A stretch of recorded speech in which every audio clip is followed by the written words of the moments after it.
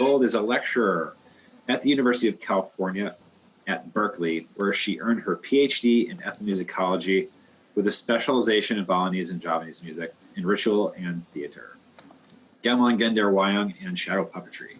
She is a member of Gamelan Sekar Jaya, Gamelan Sari Raras, and Shadow Lights. I'm not sure what that is. Maybe you can tell us. She has performed and conducted extensive research in Bali in the US, and is the author of Music in Bali, Experiencing Music, Expressing Culture, and a number of articles.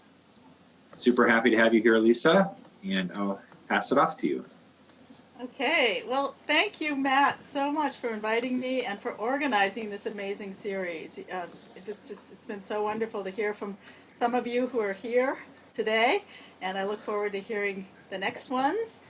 And so I really appreciate it. I think it's a wonderful cause, and it's also great for us to have this chance.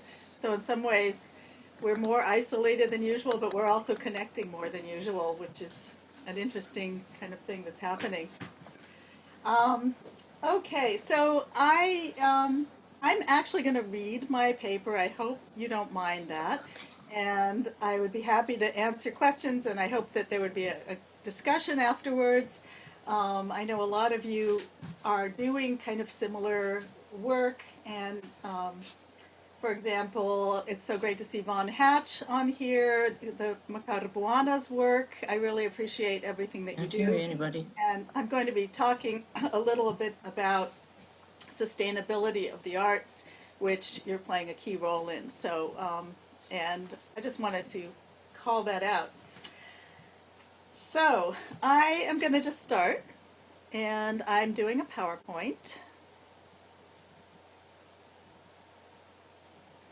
And it's actually going to be split in two different PowerPoints.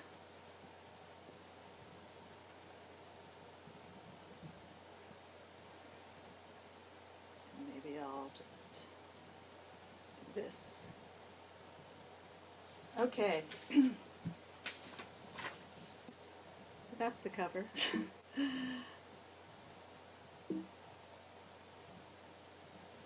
There. In Bali, there's a, and let me know if you can't hear me well also. I'm hoping, so far is it okay? You can hear me? You can do a thumbs up. Yeah, you sound good so far. Okay, good. So in Bali, there's a constantly fluctuating ecology of performance scenes as people are confronted daily with new juxtapositions, global, local, new, old, high-tech, low-tech, cell phones and Facebook alongside coconut oil lamp and ancient stories. These juxtapositions, while often viewed as contradictions, are not necessarily at odds with one another, but work together to form the tension that has always been the driving force behind the creative process. New performance contexts emerge. New meanings are ascribed to sound and performance, and multiple connections between performers are forged in a cumulative process as older contexts simultaneously continue. Here I focus on the performers of Balinese Wayang, shadow play, the Dalang, a shadow master and spiritual practitioner, and accompanying quartet of Gender Wayang musicians, but my approach can be applied to any genre or practice. Dalang and musicians experience Wayang as a site for bringing together the past and present, for connecting place to place, for recalling deeply personal teachings, repertoire, sonic techniques, and oral icons such as internalized mantras that are kinesthetically embedded in their minds and bodies. Iwayan Locheng, one of my main teachers, who I worked with quite a bit and really gave me such a generous, brilliant teacher and Gender player, stated that the Wayang world exists in another place, a parallel universe of myth, coexisting with the world of the present. And that's Pat Locheng on the left of the Dalang here. That's Pat Narta, the Dalang, and that's Pat Locheng, and his nephew and his two brothers. Places become conflated during performance as multiple story threads occur simultaneously in earthly, heavenly, and demonic realms. These narratives are then symbolically mirrored in real life and real time as people undergo ceremonies.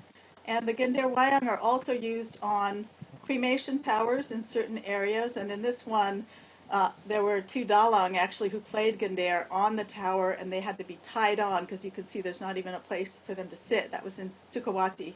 It was an amazing cremation with maybe 20 towers. There you can see how it's tied on. And here's a young, budding, really talented Gandhar player sitting, playing on a cremation tower. And then here's what it looks like, a larger one. Gandhar Wayang is considered an aesthetically refined and technically challenging ensemble, which attracts a certain kind of individualistic, creative player and has generated much variation, elaboration, ingenuity, and creativity, a focus of my work and of some others, such as Nick Gray and others. Some expert musicians find it hard to find other equally competent and congenial players, while others play in several performing ensembles at once. These musicians and the dalangs they accompany also tend to be multitaskers, competent in other genres from their wayang performance, that inform their wayang performance. Likewise, the dalang, or shadow masters, occupy a place of great respect in the community as repositories of knowledge, local and global histories, and generators of abundant creativity. Transmission in Bali is personalized, and what I mean by transmission is how people learn and pass on their traditions. Whenever anyone plays a piece, other players need to know whose idiosyncratic style shaped this particular rendering of the piece. Versions of pieces are sometimes highly guarded. Transmission transcends the actual notes of the piece to a much deeper contextualization that permeates all levels, from minute ornaments, subtle nuance, timing, damping, and other performance aspects, to the larger scale contextualization of how that particular fragment, motive, interlocking pattern, melody, or entire piece fits into the large body of Gandhar Wayang pieces that comprise the repertoire, to a body of knowledge about Wayang and its meaning in Balinese life. And I started off studying Gandhar Wayang as a musician interested in the music, and I ended up kind of going down the rabbit hole of all of this. And this body of knowledge seems to be shrinking, and that's something I'll get to later. The contexts for transmission of the performing arts in Bali have been expanding from one person to another, from teacher to student in private settings passed down through the generations of a single family or non-family members, to more formalized settings such as government schools, privately run art studios, called sangar, and there are other kinds like yayasan. The teaching methodology and content differs drastically in each of these settings. In the more traditional private transmission process, performers often alter pieces and gradually introduce more nuanced versions. In a sense, the student is privy to the fluid process of composition. My teacher, Pat Wayan Locheng, who I mentioned earlier, would say he was hiding the music within the music to guard it from being lifted by other players, yet passed them on to his foreign students. In large group settings, pieces tend to become standardized and simplified, and the transmission is less personal. Transmission can be a process requiring willingness to divulge on one end and receptiveness to receive on the other. It may occur in the performative process or at a point in the relationship between giver and receiver when both feel ready. Other kinds of transmission occur through mass media, such as TV, radio, internet, and recordings. Performances themselves are a powerful means of transmission, as artists view each other's work and borrow elements to insert in their own. This is intrinsic to Balinese art, that one performance incorporates aspects of another. As performance contexts change from intimate settings to massive Hello. theaters. How are you? Is everything okay? Yep, To you can maximize- continue. I think that was Lois just rejoining. Okay. More people are reached who might be influenced by the work and who see the popularity Hello. of the performers How are you? as something to which they aspire themselves, leading some to want to cut corners, bypassing the more lengthy, gradual traditional transmission process. And built into the art forms themselves are mechanisms for transmission through performativity. For example, In the Panyacha Parwa, a vocal invocation that begins every Wayang, the Dalang embodies the characters and voices who will speak and sing through him. In one significant portion, the Pungaksama, or apology, the Dalang acknowledges the lineage of his teachers and the supposed author of the Mahabharata, linking all Wayang that came before to this particular performance. While humbly apologizing in advance for any of his shortcomings, which is something I meant to do, contained in these moments is a crucial principle of transmission of the arts, acknowledging one's teachers and showing ongoing commitment and humility toward them. Another example is the Tree of Life puppet, the Cayon, which transmits thoughts and voices into the Dalang, linking him to the Wayang world and setting the play in motion, and it's been described kind of like a conduit. During fieldwork in the 1980s and 90s, I was constantly confronted with large bodies of musical materials that were no longer in use or played only in fragmented form, yet they remained extremely important to my older teachers, who continued to transmit them, to fill in knowledge of the fragmented versions of pieces and scenes. Invariably, in the course of a lesson or interview, their eyes would mist over as they smoothly segued from current practice into the way things used to be back in Zamandulu or Jamandulu, a bygone era. Exactly when this earlier era began or ended depended on the performer. They were not simply indulging in nostalgia for the good old days, but lived simultaneously in a conflation of past and present, activating a mental mapping from an earlier era as a frame of reference that completed the performing experience. They ascribed the need to truncate performances to a perceived shortening of audience attention span due to television, film, and the faster pace of life.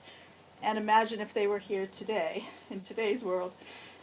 Surprisingly, younger performers who sat in on my lessons, such as the Dalang Juanda, who was then maybe 18, he would come in and sit in on my lessons and sing, joined in reminiscing about a past that occurred long before they were born, complaining bitterly about the younger generation as if they were not part of it, saying that audiences were only interested in fight and joke scenes rather than the philosophy and aesthetics of the performance. Zamandulu referenced extra performance knowledge and intergenre connections required for understanding the wider implications of any Balinese performance. This is contextualization in the truest sense of the word, giving substance to what my teachers would consider a good performance. In my dissertation, which I'm currently revising as a book, and Richard, don't mention how long that's been, I explored this contextualization and the narrative function of the Gender Wayang repertoire in rites of passage, with threads of Zamandulu woven throughout. I have noticed some stark differences between these performers' concerns and those of current performers who, while just as concerned with perpetuating Bali's performing arts, are chiefly looking forward, concentrating their efforts on training children's groups and creating innovative performances to draw younger crowds. Yet deep lines of continuity link contemporary performers to their predecessors. Even today, musicians use the term wayah, meaning old and seasoned and venerated, when paying the utmost respect to a piece, wayang, performance, or even a performer's playing style, as if it encapsulates a treasure. While Wayang and its practitioners are still highly revered, drastic changes severely limit opportunities to perform what I will call here traditional Balinese Wayang, but they also open up a multitude of new possibilities for well-established performers and a new generation of players who might otherwise not be drawn to Wayang and Gender Wayang. To help understand how it is that such robust change can continue to invigorate the Wayang and Gamelan scene today, while ongoing traditions are maintained, I suggest viewing a musical community as an ecosystem, at least on a metaphorical level. This is part of a collaborative project with my husband Ben Brenner, who's also on this Zoom, on Balinese and Javanese musical ecosystems. In his 2000 SEM paper, Theorizing an Ecology of Musical Memory, Ben states, "The interaction of organisms and environment lies at the basis of ecology. Organisms live in and are shaped by their environment, but they shape that environment in turn. The musical environment extends at least to all of the sound experiences available to us, but arguably well beyond that." And there's a lot more to this, but I'm just just referencing this part. So the concept of an ecosystem offers a framework for examining connections within and between performance communities. And I'm not really going to go into this list. I'm just going to list it. I'm sorry, but we can come back to it if we like in the questions. Relationships among genres, changing support for the arts, performance opportunities and contexts that constitute niches within the ecosystem, processes of preservation, maintenance, innovation, adaptation, displacement, loss, and revival of repertoire and techniques, performance structure, content, and other conventions. And linked to all of these are varying transmission histories and processes, so the way people learn, and repertoire categories and niches. And here I'll address two core issues in the Wayang ecosystem, the transmission and repertoire. So this is a map from Covarrubias. I'm sure you're all familiar with it. I just really like it. So I focus on 3 places in southern Bali that represent contrasting regional traditions but share a repertoire of pieces and songs and are central to the history of Balinese Wayang, although my research took me well beyond these 3. Brief examples from Sukawati and Tunjuk, Sukawati in Gianyar, Tunjuk in Tabanan, and Kayumas in Denpasar, demonstrate some of their connections and contributions to Balinese Wayang. Also figuring in is transmission from Kuta and Karangasem, East Bali, and North Bali, Buleleng. Individual Gandhar players make their mark by changing pieces. E. Wayan Locheng from Sukawati was a pioneer in this regard. His neighborhood, Banjar Babakan in Sukawati, a historic Wayang center, has a high concentration of Wayang performers, as the tradition there is passed along through extended family ties. And when I was doing research even back in the 80s, there were some 20 Dalang and many more Gandhar players. The old pathways of life in this Banjar were immersed in Wayang, even within my memory of my first visit to Bali in 1981, when sounds of Gandhar Wayang and singing would waft between houses and the road. Everyone knew what everyone else was doing, artistically and otherwise. Now the road is paved, and traffic has been rerouted right through the center of Banjar Babakan, drowning out the sounds of Wayang activity still going on behind walls. Yet despite a great loss in the quality of life, it remains a vibrant, highly competitive, and innovative Wayang scene that dominates the ecosystem, displacing many local Gandhar styles. Locheng was known for his articulation, damping technique, tone color, and subtle use of grace notes and dynamics, as well as his constant changing and composing pieces. And from lesson to lesson, the piece would already change. In the network of Gandhar Wayang transmission and composition, Locheng was a hub, linking his generation with Zamandulu, with highly individualized versions of pieces. And I'll just let you hear a little bit. It's part of Sikar Ginotan.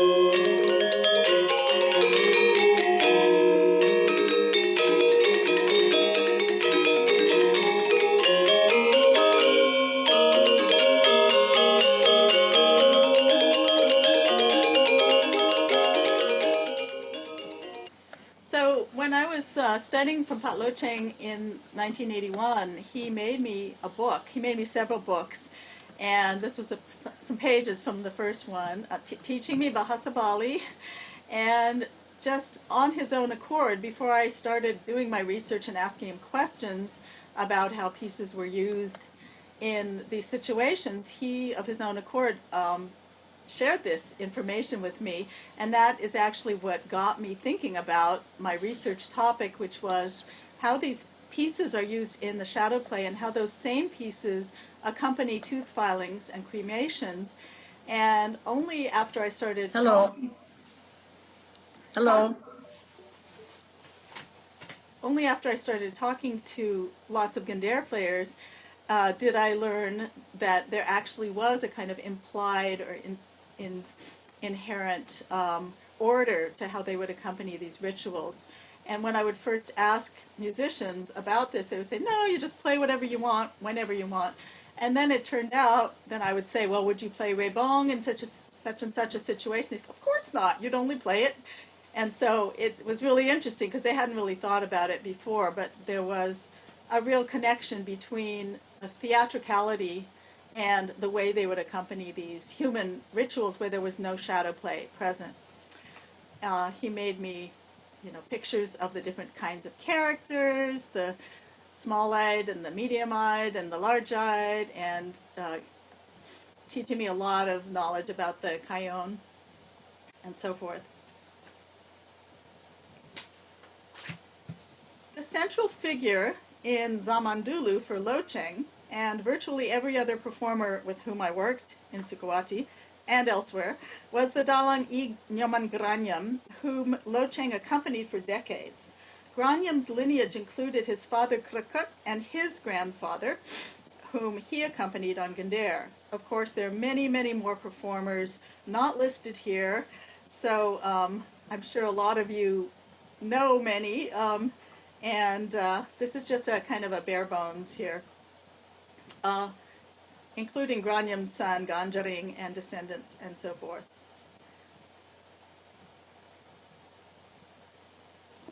Influencing both Granyam and Locheng was Wayang Lotring, a renowned composer from Kuta who taught in many places, and I'm sure all of you know all about Lotring, cross-pollinating local traditions. His influence in Sukawati included reworking the dance and music of Legong Kraton at the Sukawati Palace. He inspired Granyam to adapt dance movements and rhythms for puppet manipulation and Gandhar Wayang accompaniment. And such as in Rebong, he introduced the idea of doing a whole legong in the Pungachet section. And Granyam introduced the loosening of the dovetail joints in the puppet box in order for the dalang to use the box as an articulating musical instrument as he struck it with his chimpala, the wooden beater held between his toes and his left hand, which became a highly virtuosic technique that some dalangs use. And this was really useful when the puppets would dance. The Sukawati area remains a vibrant wayang scene with numerous younger musicians and dalangs following in the footsteps of these masters. In contrast to Sukawati, the quiet, isolated village of Tunduk Tabanan has only one main dalang, there are probably more now, and Gandhar group, known for its refined lyrical style. The Tunduk dalang lineage leads from Made Durya, 1888 to 1965, through his son, Nyoman Rajik, and that's Pat Rajik in the left rear, his grandson,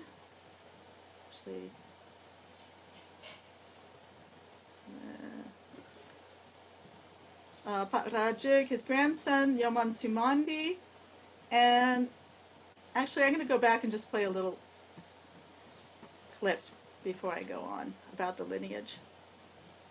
And I'm going to jump into here.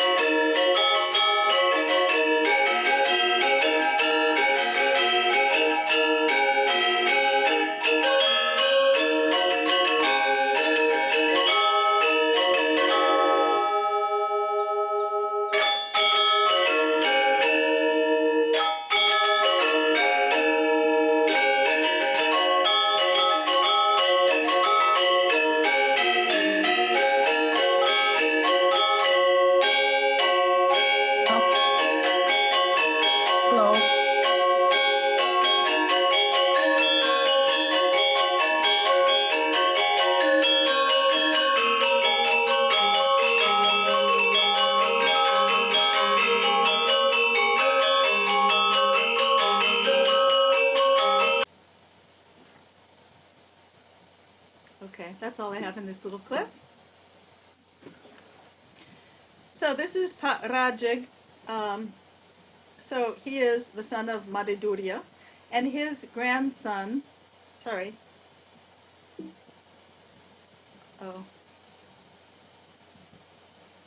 Okay, my PowerPoint just crashed. I will reload.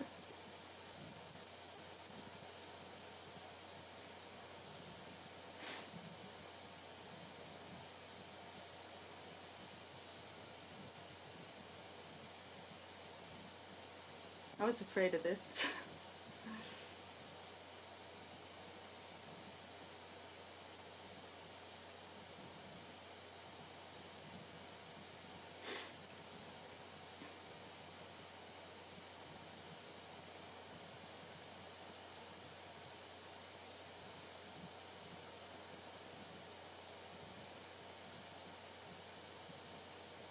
Okay, so back to, can everyone see Pak Rajig there? Yes? Well, tell me if no. Okay, Pak Rajig and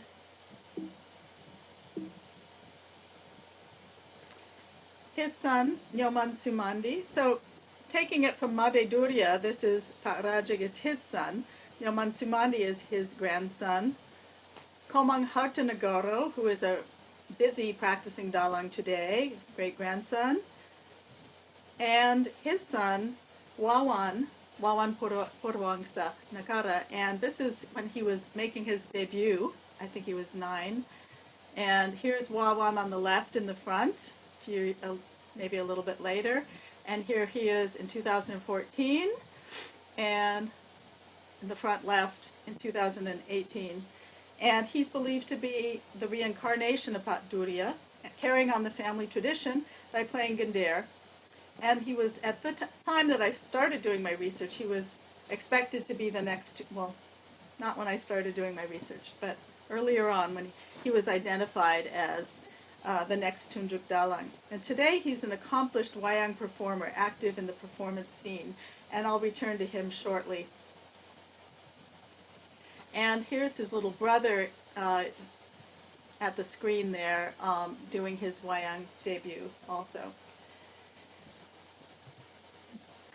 The presence of the entire lineage was palpable when in 2009 I visited on Tumpak Wayang, a special day to honor puppets in Wayang, and saw 5 puppet boxes, each belonging to one of these dalang, and laid out like a family tree on the ceremonial platform next to the Gender Wayang. I might add that this photo was taken by Sumandi's younger son, Made Roberto, an accomplished photographer whose photographs documenting the family lineage of Wayang performing grace the walls of their sangar. So it's become kind of a focus. And here are a couple more pictures that I took from a different year. And they'll bring all sorts of musical instruments that they want to bless on that day as well. And Komang, Sumandi's son, Rajik's grandson, has really been interested in making these family trees in the last few years. So it's just fantastic. He shares these on Facebook. And I'm just so thrilled that he's doing this too. So there are a lot of different forms of these family trees. In the early 20th century, Durya was sent on horseback by the Tabanan mayor to the villages of Mas and Sukawati in order to further Tabanan Wayang performance and his own performing abilities. In Sukawati, he studied with Wayan Krukut, Granyam's father, and brought back Gandhar pieces to Tunjuk. Pak Rajik believed this style to be maintained in Tunjuk while it changed drastically in Sukawati because of all the competition.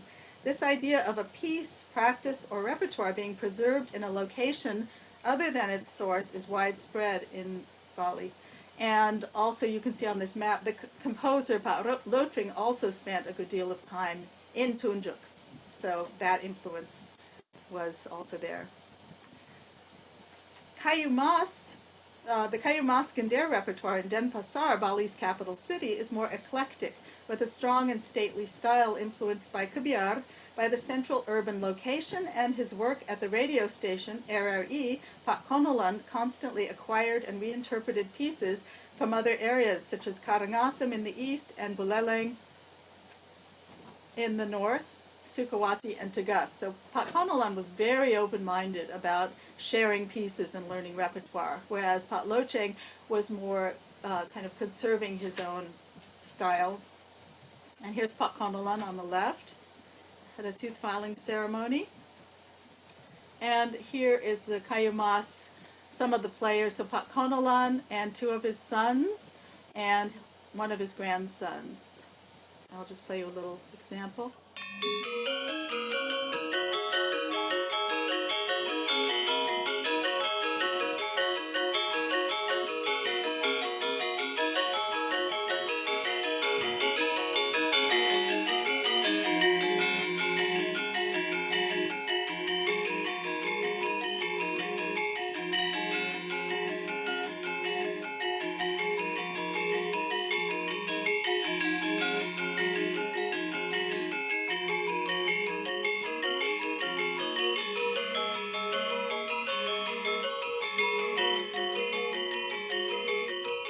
Go ahead a little bit.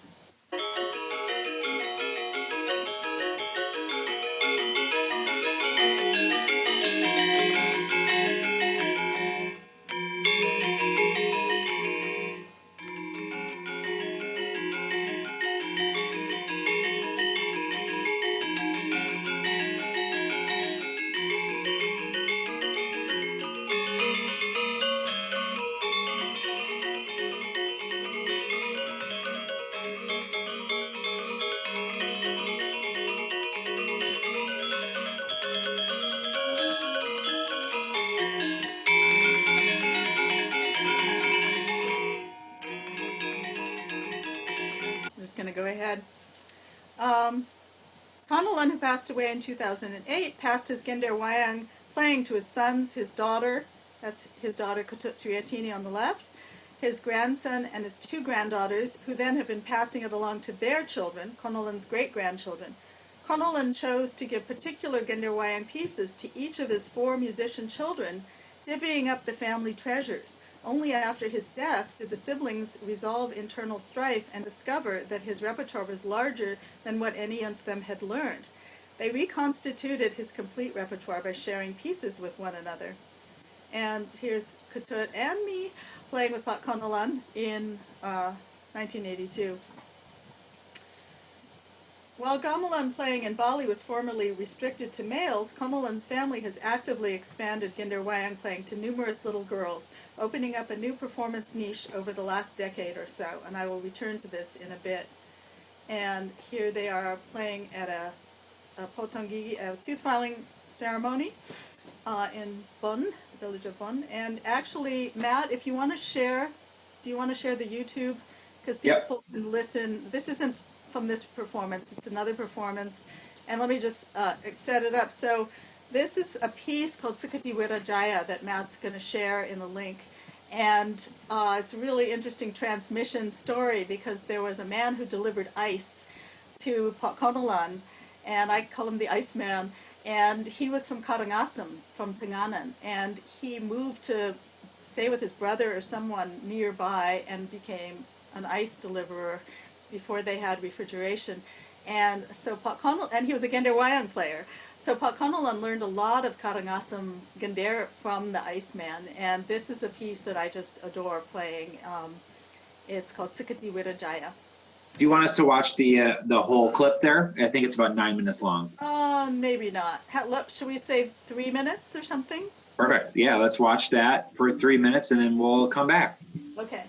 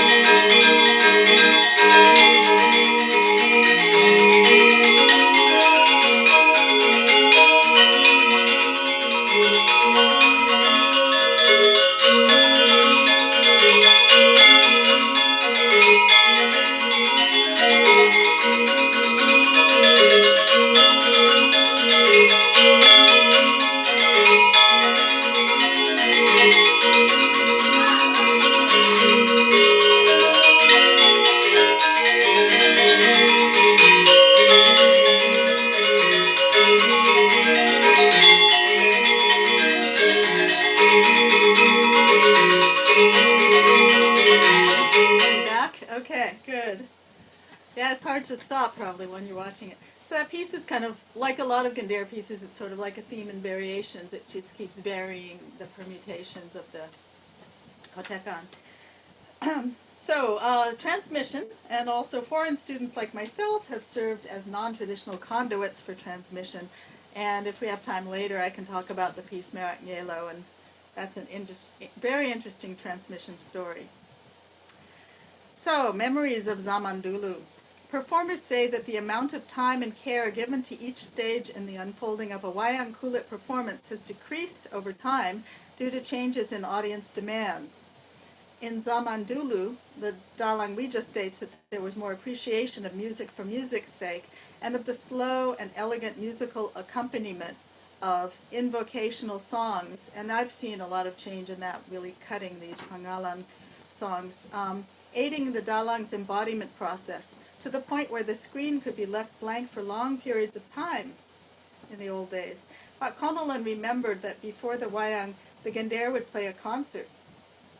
And this is why he thought the repertoire became as developed as it is, the category of sitting pieces. Then the Dalang was the primary teacher of the community, and the audience and performers were moved emotionally by a multitude of mood and character songs, dances, and entire scenes specific to particular characters, and Dalang would intersperse many more of the poetic Kawi quotations.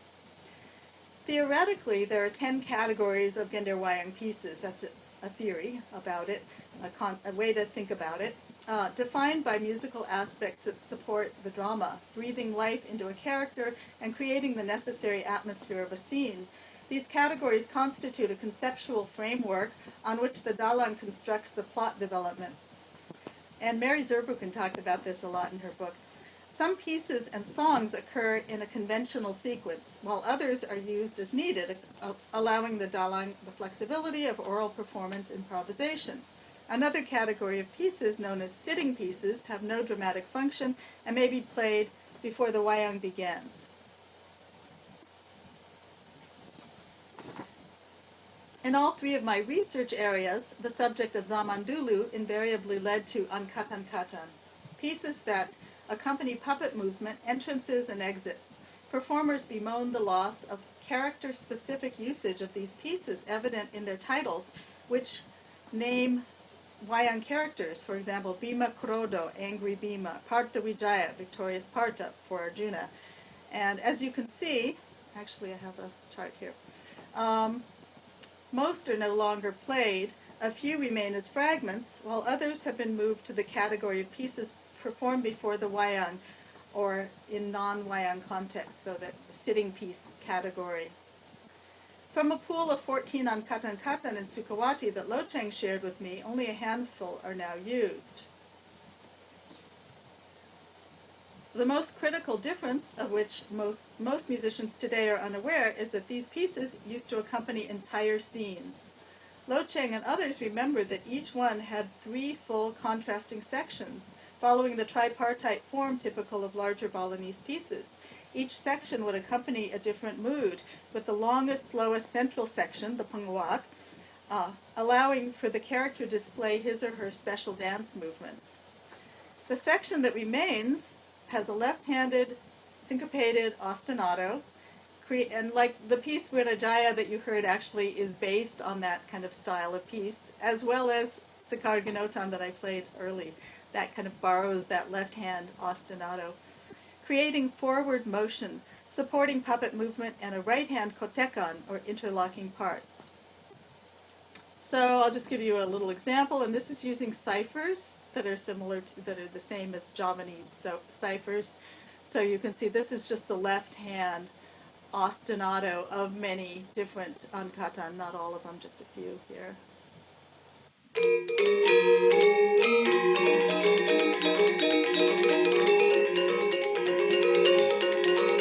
I'll just stop for a second. So this represents 2-3, 2-3, 2-3. Then there's a transitional passage, and the same thing is played up one note. That's why there are these 2 different levels in all of these.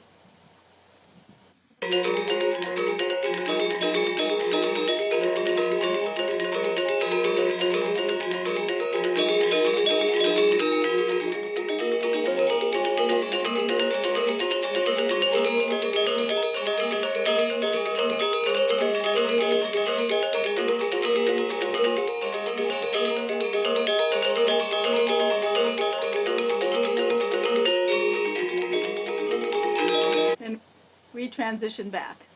Here's another one, Krupatan.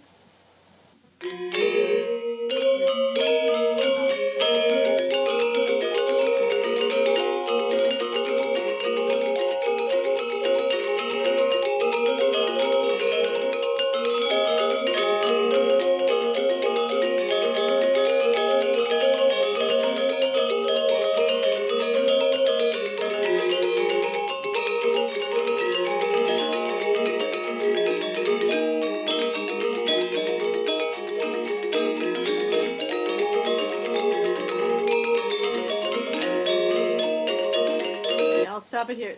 There are so many, and this is what Gindar players, when they get together, love to trade on katan-katan, because the kotekans are just so fun. So we have these 2 amazing Gindar players here, Gusti Komin and his brother Situt, who were with us in Berkeley for a little while, and they played 2 different versions of that angry Bhima Krodo, Sukawati style, and then Pangosekan style. So you can hear that different versions of the same piece.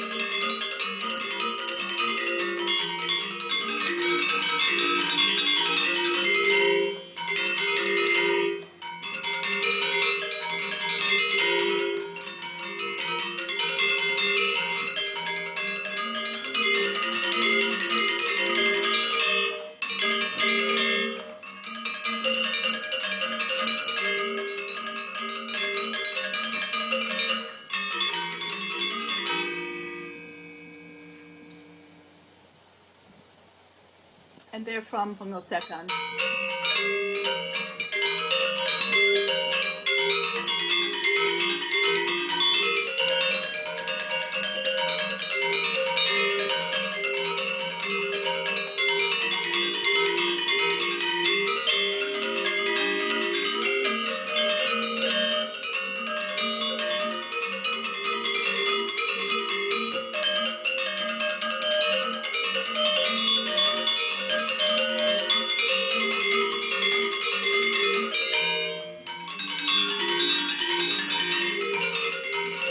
Go ahead.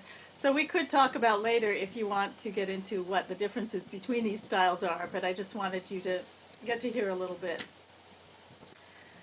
So, the Paradox of Zamandulu. It's ironic that the most popular and innovative Wayang performers, such as Granyam, were often exalted for their expertise, yet they were responsible for many changes that are considered to have compromised good performance, such as this shortening of the Angkatan-Katan. Built into the ecosystem of Balinese performing arts are niches. It's one way to look at it, in which people expect relative stability in performance practices, and niches where innovation is not only possible but expected, allowing Balinese to identify with being modern, a concept discussed by Adrian Vickers that includes keeping the past alive. Performers interviewed in the 80s and 90s placed older versions of pieces or background knowledge into mental niches so that they were able to recall them at will. With all of Lo Cheng's changes, he had a remarkable memory for the various versions of pieces that he had changed over the years. Similar to these mental niches are the contextual niches into which different kinds of performances fit in Balinese life, maintaining the vitality of older forms and the capacity for creating new ones. The niches of Wayang can be seen as a continuum from sacred to less sacred. So from daytime ceremonial Wayang, Wayang Lemah, performed for the gods. For example, without any screen, to night Wayang performances for human audiences, which range from ceremonial to entertainment. And they're all basically in a sacred context, but it's a continuum. Daytime Wayang is the most conservative in terms of maintenance of stories, pieces, repertoire, and general format and unfolding of the story, but it's taken less seriously as an art form than night Wayang because the performer's creativity is restricted in this context. Many Dalang have created new Wayang types by adapting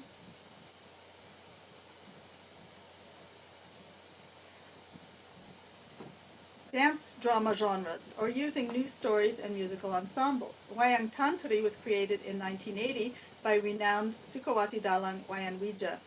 He adapted Indian tales, while Lo Cheng adapted the musical accompaniment from an extinct 1930s dance drama and Ginder Wayang pieces to a hybrid ensemble.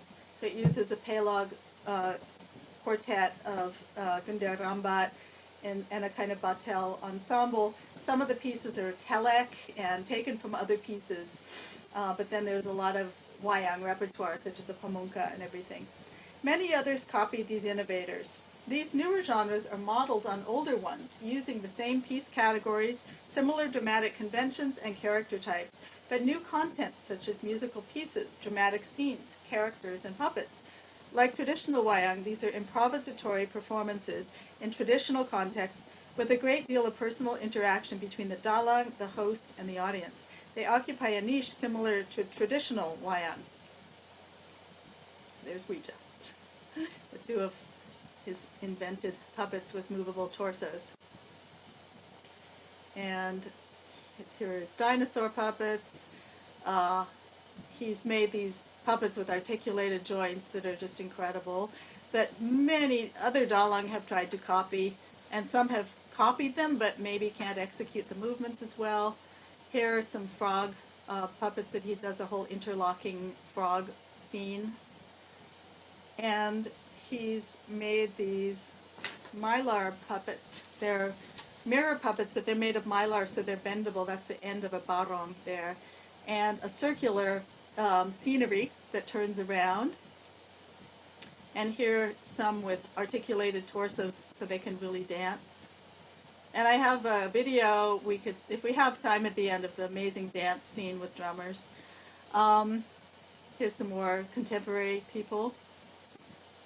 And I'll play a little bit of this. This is from his Tantri. This is from way back, this recording, I think 2000.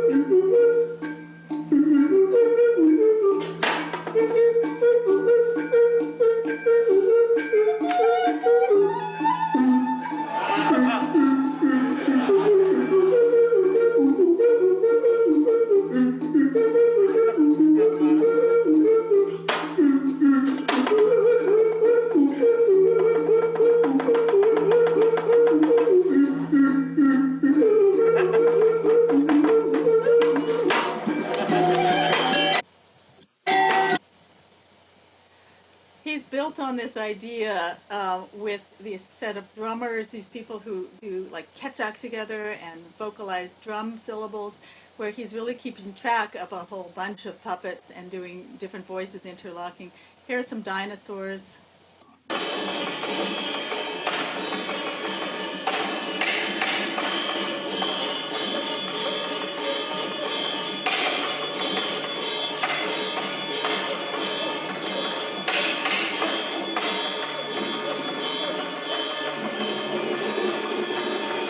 Was filmed at the Asian Art Museum when our group accompanied him for a month residency, and so it was an interesting camera setup where on the right you'll see him. You can see the shadow side, but you can also see him.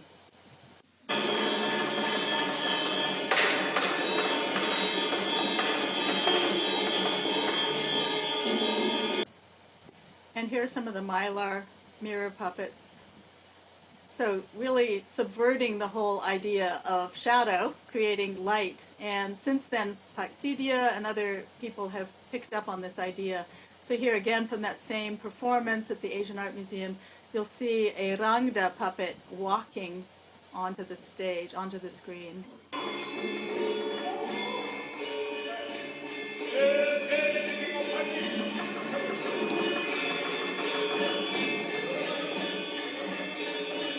Picking up the mirror, it's bendable.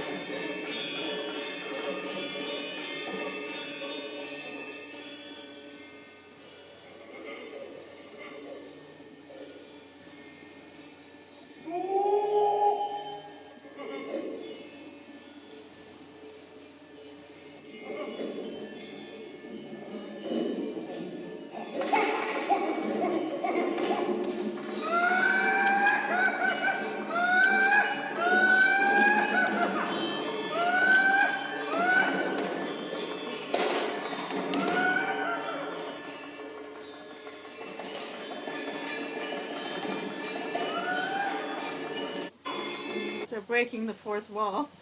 And he can actually turn a Balinese Cayon into a Javanese Cayon by bending it. It's pretty amazing. So here are some of his other puppets. He's made hundreds and hundreds of puppets for kids, and he's overseen a whole kids production where he really takes it seriously, and he treats them like adults but wanting them to be kids.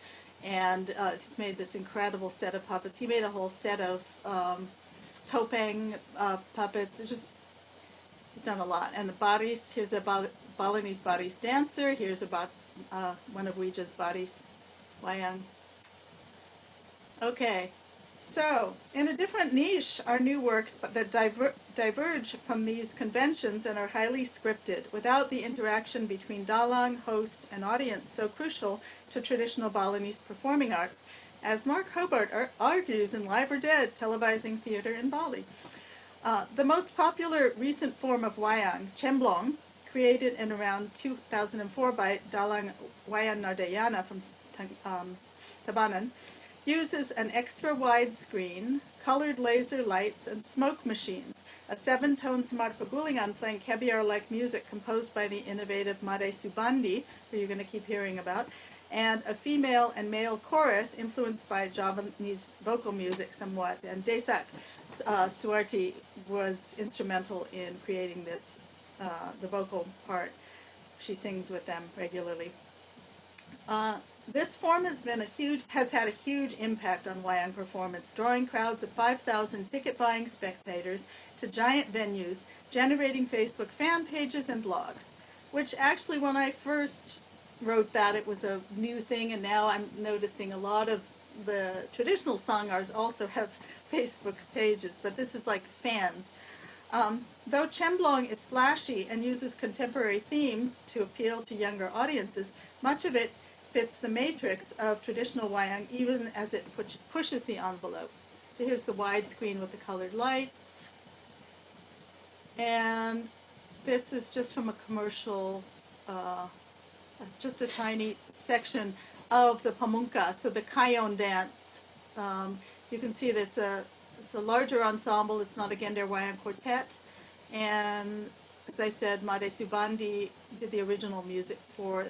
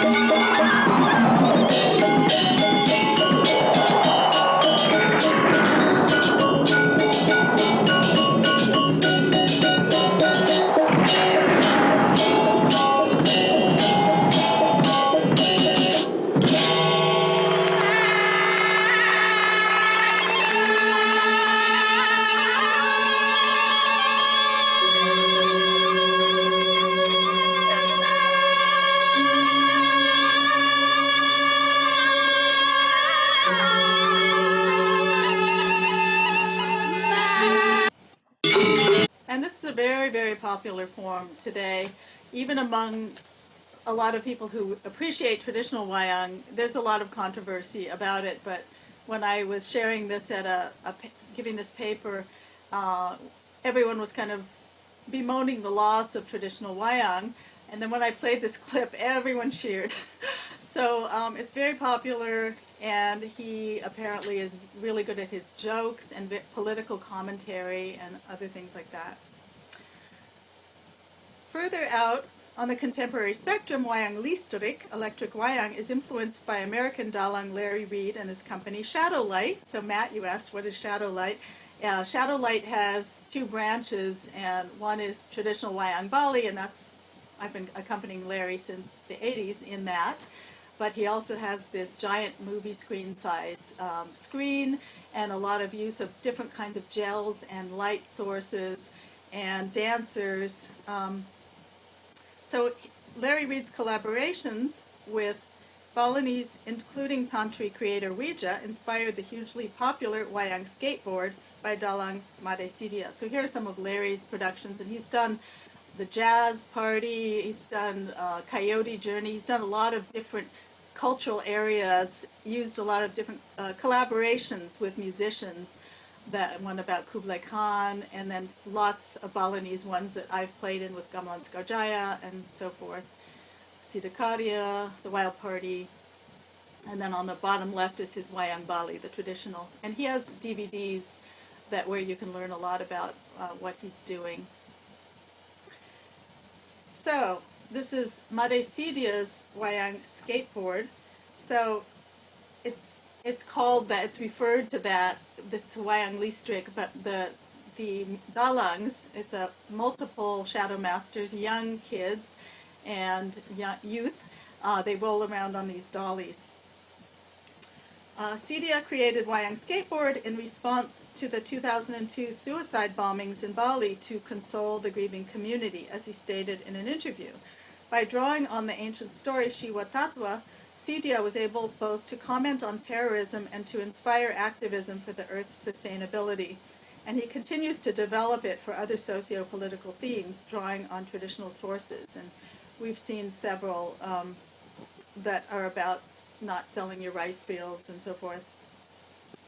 At a rehearsal I saw at Sidia's home studio, it was bustling with youthful activity and excitement.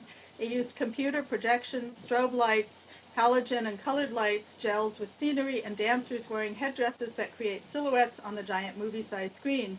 The music, also composed by Mare Subandi, adds to his Chemlong ensemble, a rock band. Now these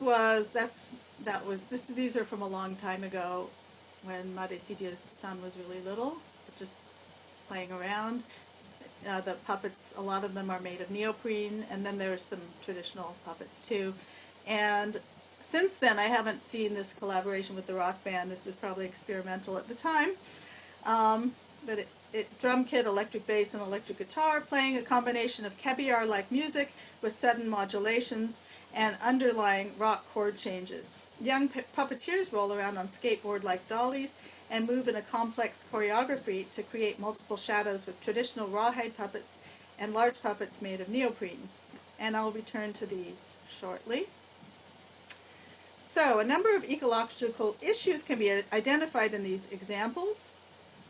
Support for the arts, performance contexts, and means of transmission have expanded as new institutions have emerged, providing additional channels for performance and creation. Courts and temples and village-based neighborhood organizations provide traditional niches that ensure perpetuation of the arts as central elements in numerous ceremonies. They remain the most highly valued. Over the past half century, cultural tourism has developed to massive proportions, affecting repertoire and bringing in the economic element of playing for pay. Concurrently, government-run art schools this was around mid-20th century, exposed students to many influences, a standardized repertoire, and a mandate to innovate. The most radical Wayang innovators trained here, as well as through more traditional transmission processes. Physical spaces for performance have multiplied from the small temporary stage areas delineated in the courtyards of temples, which promote audience involvement, to personal proscenium stages. Sorry, I'm going to plug in my computer.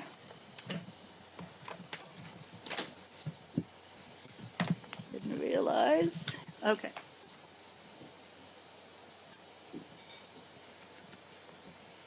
Delineated in courtyards of temples, which promote audience involvement, to impersonal proscenium stages and stadium theaters.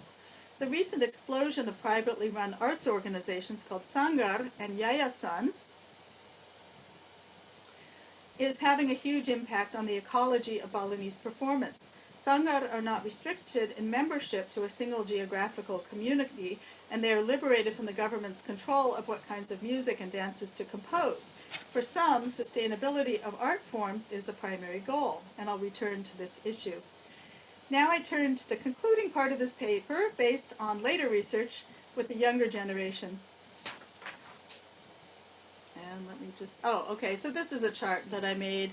You might not want to take it all in right now, but just thinking through looking at the continuity, so you can see that in palaces, temples, that temple music continues, Banjar music continues, family compound, and then art schools came in the mid-20th century, and then tourist shows and international tours, Sanggar and Yayasan, and radio and TV performances. And I am going to stop share for a minute. Need to take a breath. Hi, Pam and Michael. So I'm going to go to the second half now. Does anybody want to ask anything now before I move on? There were a few questions in the chat box if you want to, let's see, who do we have here? Leon, I believe, had a question if you want to take a couple now. Sure. Okay, I'm looking back. What are those suspended sticks? Uh-oh, I don't know which. Are you talking about the mallets? No, there was something. I'm sorry. There was something in the first video that you showed that was. It looked like there was something. It looked like it was coming from the Genders, but maybe it was a microphone or something. It's probably my mic. Yeah. Yeah. Yeah. I'm not sure if Leon is there or not to jump in with his question. But sitting pieces, yeah. The got to sit, yeah. So the category Ed mentioned the category of sitting pieces. Mm-hmm. They're called that because that's when the audience takes their seats and also when the dalang takes his or her seat. And it's a really different category from the ones that have a dramatic function. And they're kind of favorite pieces of Gender players. I mean, they're more multi-sectional, really developed, interesting compositions. Did I see a Simpsons character? I don't know, Richard. Who are you talking about? You still there, Richard? Okay. Um, any other questions? Sorry, what did you ask me? You said, did I see a Simpsons character? No, it looked like when you were showing some of Ouija's new Wayang characters, I definitely saw some sort of people with big noses and glasses and frizzy hair that looked like Simpsons characters. Or Western tourists. That Yeah, could I be don't too. think We all look like that. Yes. Okay, so Jody, there's an excerpt of Ouija's Wayang on my Instagram. Great. And are there other? The only one that I see here, does the Wayang contemporary in Bali still have connection with the musical treatment like in the classic ones? I ask because, as in Java, many Wayang contemporary are already completely unrelated with the Karawitan, Pekalarian classical music treatments in Central and East Java. Yeah, so I think there are some borderline, like the Chemblong draws from the traditional functions of pieces, but it's all new, for Samar Pagulingan, it's like with Wayang Tantri, they transferred over a lot of Gender Wayang pieces onto those Pelog Gunder, and so you can still hear the function. They also added a lot of repertoire. They borrowed from this dance drama genre of Tantri from the 30s, and they have telek and other kinds of pieces from Samar Pagulingan that are incorporated, but the function of the pieces remains the same. So you have traveling music and fighting music and so forth.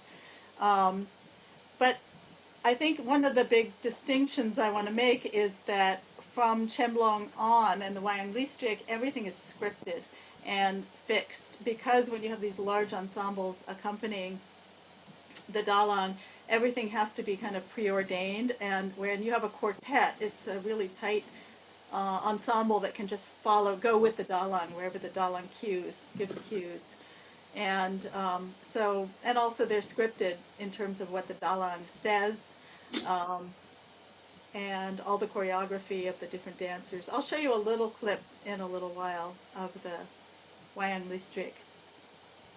Ed asked if Chemp Blanc will never be performed in the same village more than twice. Is this true? I don't know that. Have you heard that, Ed? Oh, you're muted. Yeah, so I believe it was Pat Nasmawan who told me that he will never perform in the same village twice, or more than twice. So if you're in a village and someone has commissioned him like twice before, then probably, I don't know if it's still true. And again, I'm just basing this off of hearsay. But I've heard that he will never perform in the same village more than twice, just because it's part of his sort of lore. That's interesting. Well, it might be that he's in such great demand that he can pick and choose. I don't know. But he has displaced a lot of the traditional dalang, who, like Ouija, used to play every night. And he doesn't get that many gigs anymore because people want to have Chemblong. But I don't know that about, I haven't worked with him. So, I've been to his performances, but I haven't interviewed him or anything like that. I met him. That's interesting, though. Thank you. Otto. Yeah. Chris actually has a question. Okay. Chris, you'd like to jump in? Okay. Hello, can you hear me? Yeah. Very softly, though. Can you turn up? I'm sorry, running through my recording setup, and I just had to pull one of the microphones off of one of my instruments. Can you hear me better now? Yeah. Yes. Okay. What was my question? I've got a whole list here. Oh, you mentioned that there's arguably 10 categories of pieces for Wayang, and I'm wondering, you mentioned there was a book about that, and I didn't catch the name, and I want to know. Well, actually, my dissertation talks all about it. Great. But it's a conceptual 10 categories. And some people say there are 10 categories because there are 10 keys on the Gandhar. So there's no rhyme or reason to that. It doesn't mean that there's a correlation between a piece and the pitch of the Gandhar, but it's this idea of 10.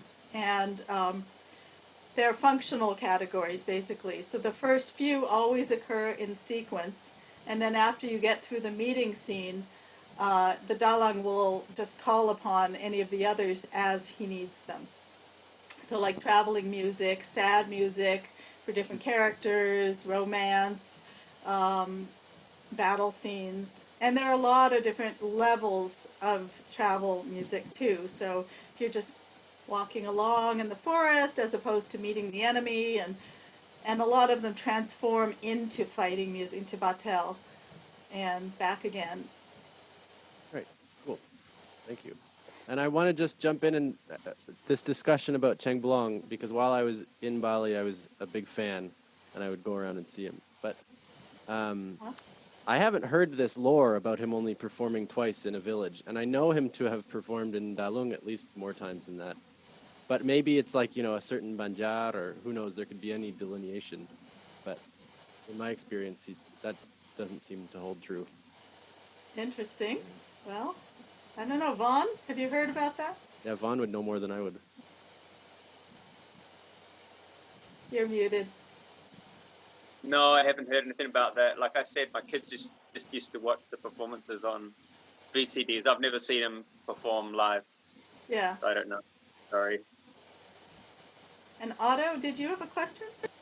Yeah, it's what I kind of wrote. I didn't know if you're going to talk about it later or not, but I've seen videos of kind of younger girls playing Gendar Wayang, especially in kind of contest formats. Yeah, I'm getting to that. Okay, so you'll get then. Yeah. Very important. All right, so I'll go back to my PowerPoint, so I have a second one.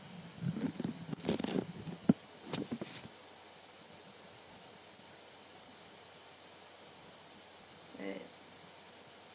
Let me just make sure.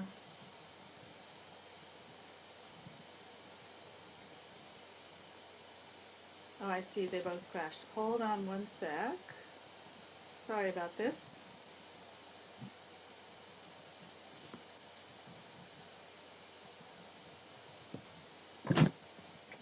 Technology allows us to do all of this. Okay.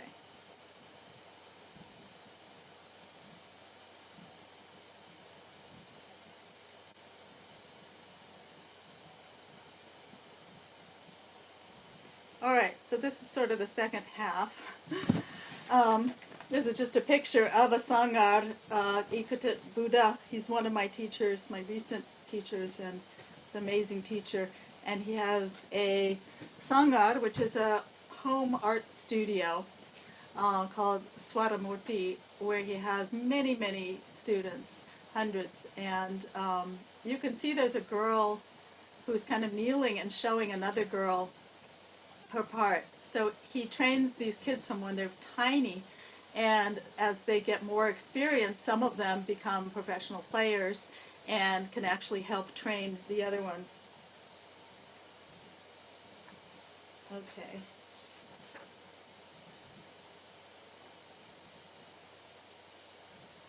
All right.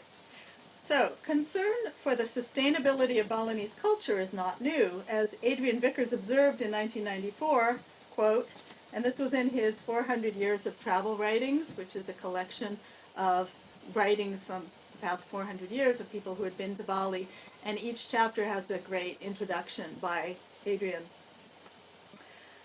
Quote, the Doom Watchers of Balinese culture have pushed the date of its demise from 1334 to 1908, 1920, 35, 42, 50, 69, and 1987, and the book was published around then, but it remains in reasonable health. And I believe that Balinese performing arts are not, unquote, I believe that the Balinese performing arts are not only in reasonable health, on the whole, they are thriving despite years of massive tourist promotion. and this is largely due to a significant number of prominent musicians, dancers, and Wayang performers who have made pedagogy their primary focus, with the goal of sustaining not only performing arts, but central ethical and social values. And a lot of people I spoke with believe that training kids will give them, this will bring them back into Balinese culture, even if they don't grow up to become a Gender Wayang master. After the 2002 Bali bombings, the Bali Post heavily promoted Ajag Bali, a government message calling on Balinese to hold fast to their beliefs, to reinforce Hindu tradition, religion, and culture, including not selling their ancestral lands. This points to an important aspect of Balinese life under threat, relationships to place and space. The very rice fields that provide livelihood and attract tourists are being sold or contracted out to developers to build hotels and villas. Communities and temples are being displaced through the landfill reclamation project and other developments, though not without protest. Changes in physical and social mobility have led to increasing social fragmentation as people leave their ancestral homes for the city. Many Balinese see the draw of the internet and smartphones and the sheer deluge of motor vehicles as feeding the erosion of ethical principles at the core of Balinese identity. And some state that many government officials invoke Ajig as a solution, but support development and gain from it. Meanwhile, performers have actually been living these principles. The perceptions of Wayang performers of the late 20th century of the role of performance were laden with symbolism, as their lives were interwoven with the enactment of myths and other narratives. They were not merely performing through the use of secret teachings and what I was talking about earlier, physiological, metaphysical links. They brought their performances to life. Their relationship to the physical world was entwined with spatial orientation, calendrical systems, ideas of reincarnation, and parallel worlds of myth, as mentioned earlier. This worldview was enhanced by a kind of physical proximity and accessibility that allowed interpersonal flow within a community and the mingling of sounds in lessons, rehearsals, performances, and ceremonies. Recently, I've been working collaboratively with their direct descendants and their affiliates. So I mentioned Dalang Juanda before, that generation, who continue these practices even as they adapt to contemporary challenges. One thing I've observed is an overall shift from intimate and private to large-scale and public in transmission, performance, and ritual. But this is certainly not always the case, and sometimes the very reverse is true. In the face of these changes, a lot of the Sangars are making an effort to remain in an intimate, kind of older style of performance. This stems from performers' desire to reach more students, spectators, and ritual participants in order to perpetuate the long-standing traditions and values essential to Balinese life. My collaborators and I see both benefits and losses. The teachers of today, who are in their 30s and older, represent a significant bridge to their teachers, who were themselves links to the early 20th century, about which I've written a lot. Performer Gusti Sudarta, a member of the bridging generation, remembers learning to feel the music from inside when students had to struggle rather than being spoon-fed. He would learn other performers' secrets as they emerged in performance when they were overcome with taksu, a divinely inspired altered state. He sees a direct connection between transmission methods and performance. Both have lost their depth of feeling and meaning. The result is flashy performance without sufficient contextual understanding. And he's also very involved in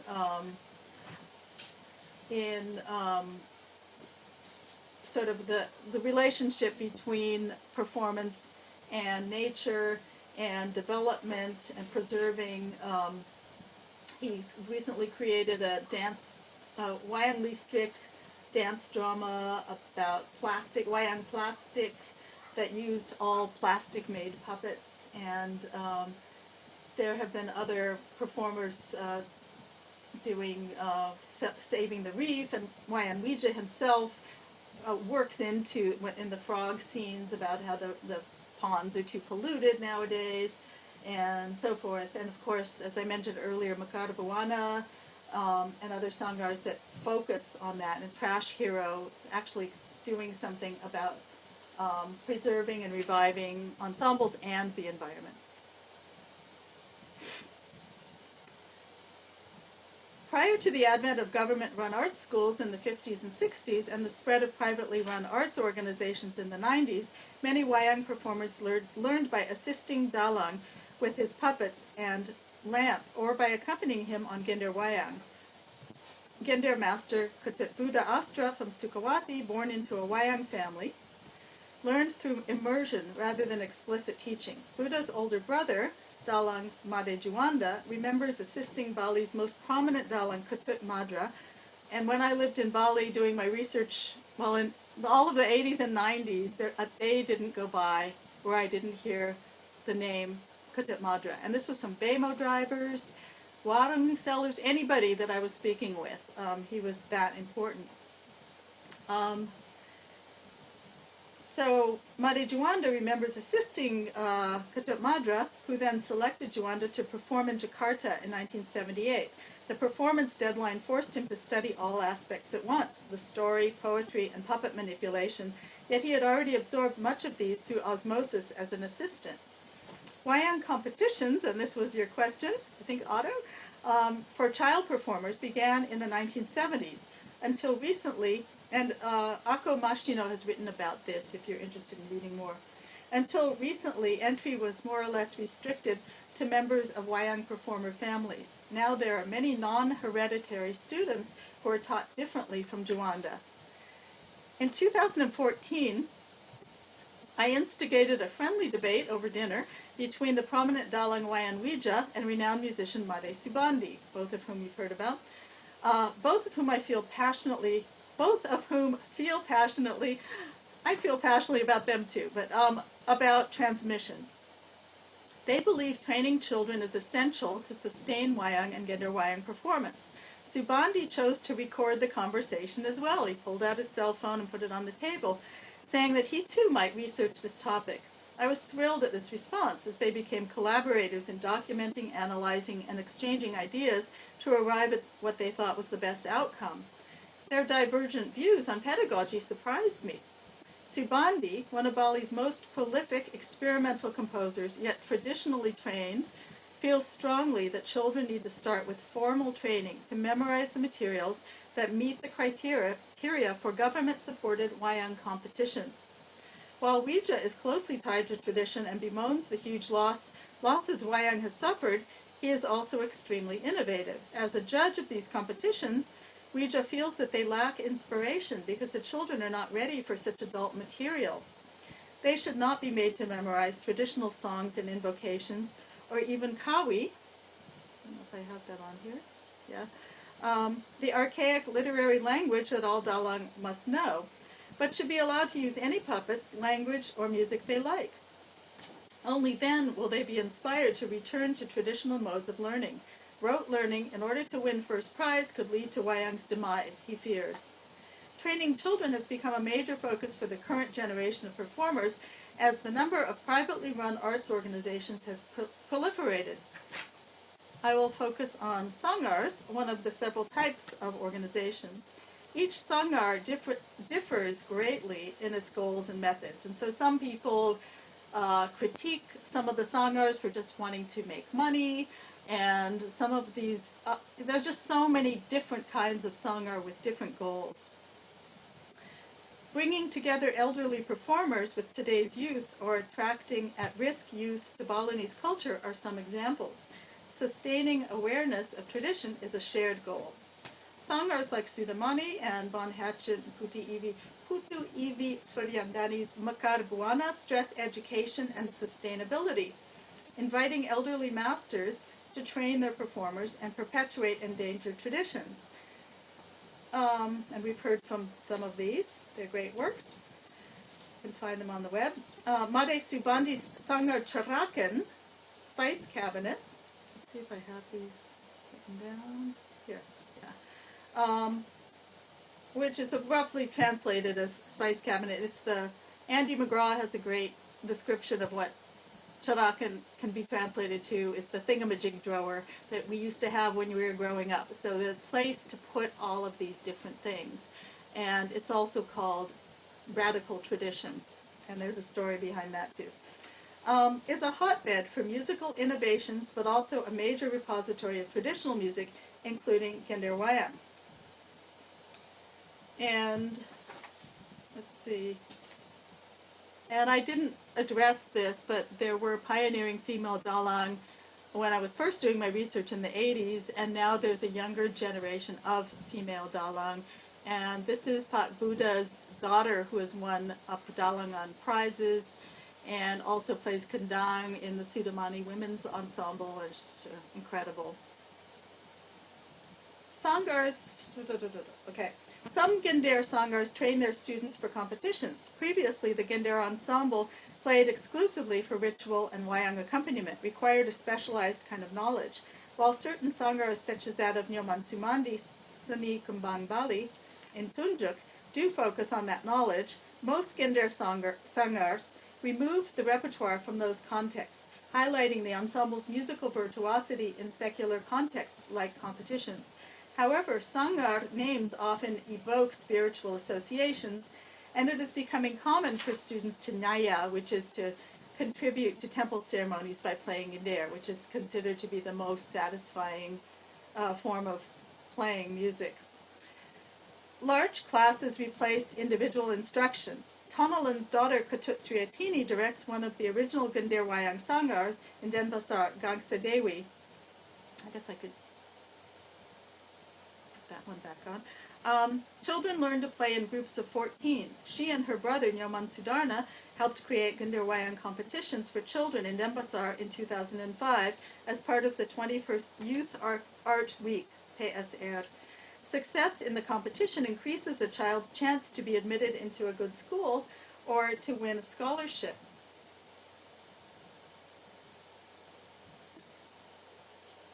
Okay, that's still this slide, sorry.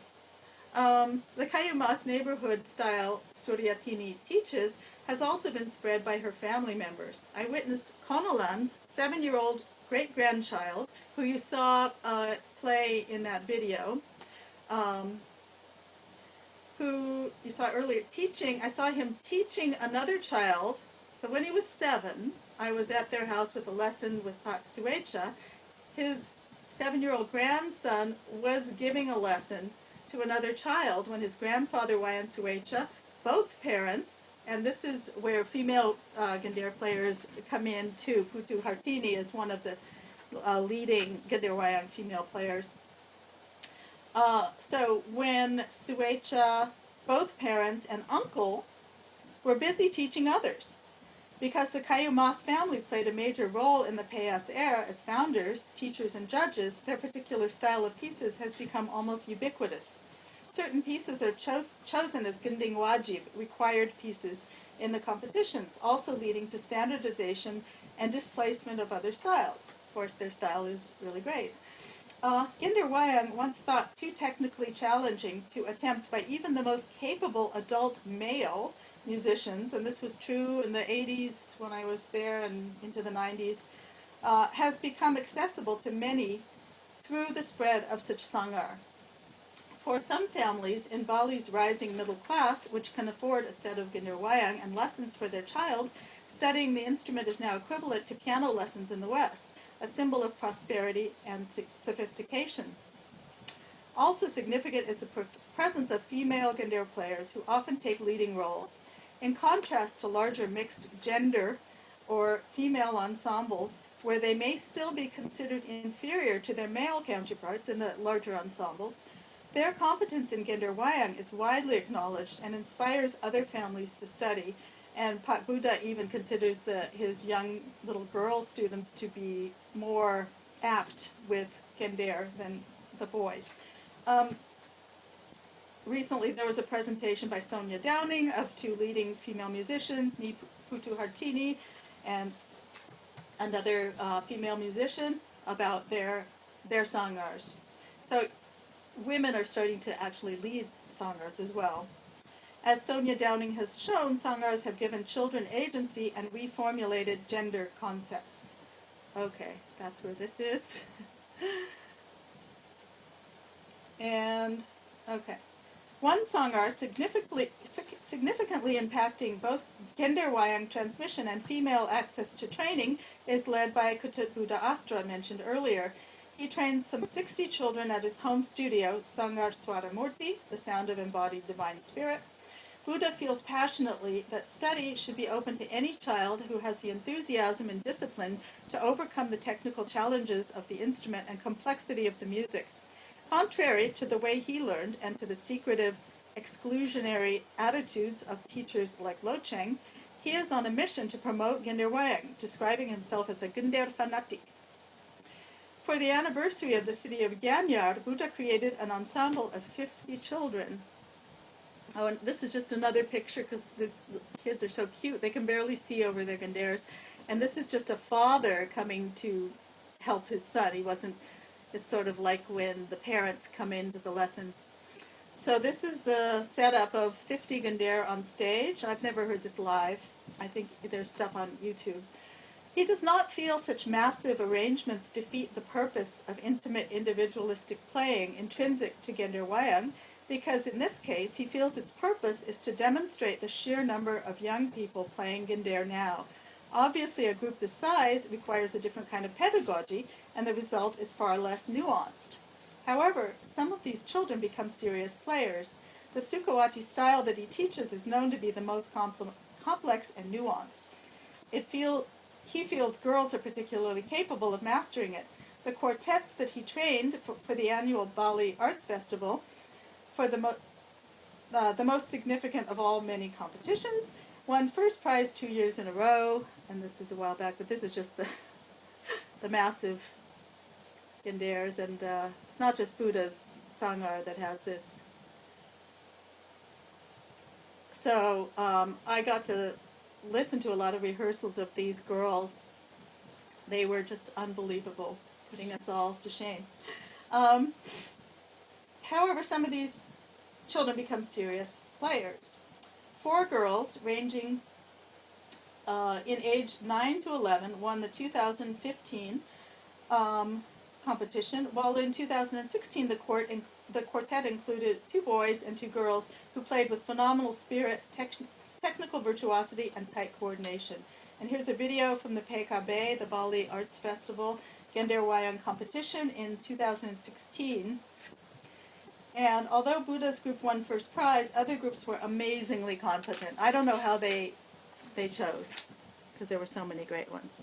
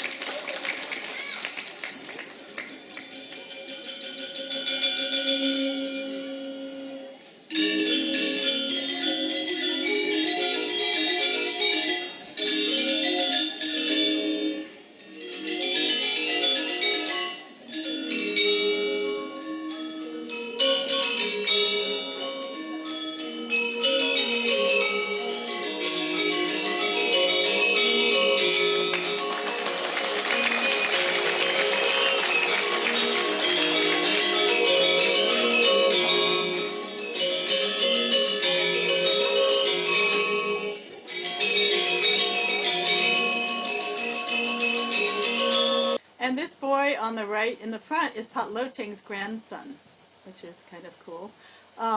And this little boy sitting here is Pat Buddha's littlest child, so you can see how they might learn that way. This is the group from Tunjuk, and you can see this little boy had to sit up on a stool.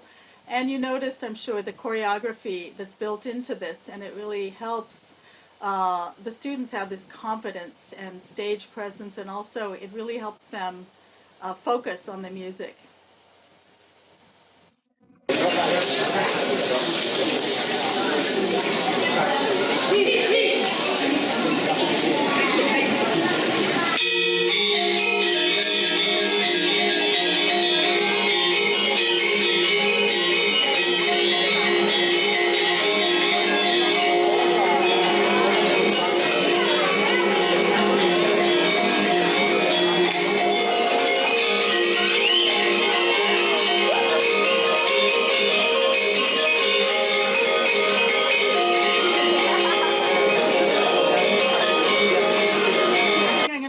Because I'm realizing we can come back to it if you want to hear more.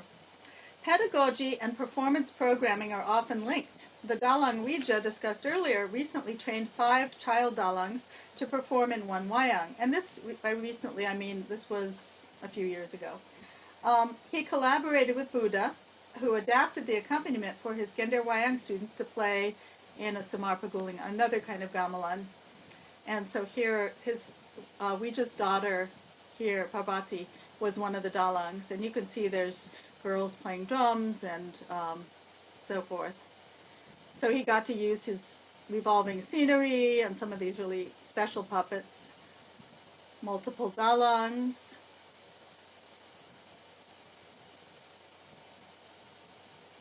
And here's the Dalang, here's Wija and Juanda looking on very seriously. They do not underestimate kids there. Subandi leads a sangha called Charakan, mentioned earlier, radical tradition. It is a hotbed of creativity and musical experimentation for talented young musicians, but Subandi makes sure that his students also learn classical repertoires. And I could just play you a little bit of this, and I think this is a composition by Wawan. So there's this interesting, it used to be that Wayang styles were very separate and people would really stay in their area. So Wawan, if you remember, is the great-grandson of Pak Rajig, Sumandi's son. Sumandi is a Rajig's son, and then Komang, he's in the whole lineage of the Tunjuk style. But since then, he has been studying at EC and joined Charakan, which is in a very different area of Batuyang. And so he has the influence of Subandi to do all these creative things and also to learn about the tradition. So this is the student-composed pieces, and they're combining gangsas, pela gangsas, with slendro genderwayang.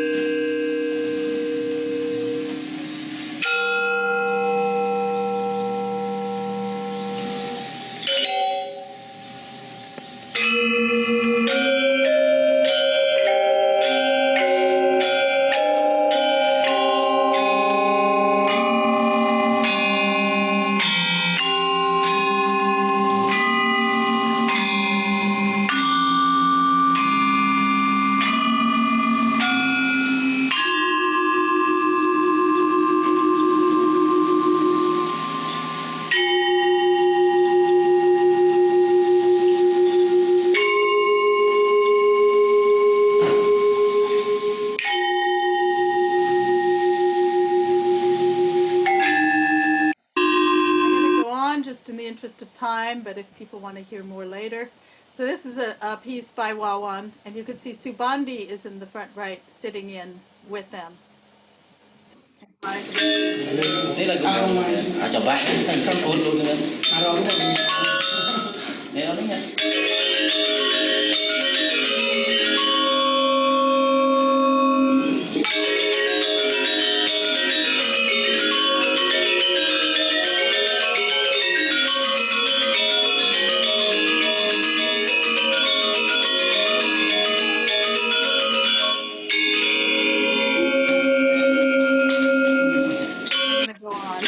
Here's another piece. So this, Pam and Michael are still on. Balo has been teaching at University of British Columbia with Michael Tenzer, and he's a member of Charakan. And this is a piece, a kind of experimental piece for Wayang pots.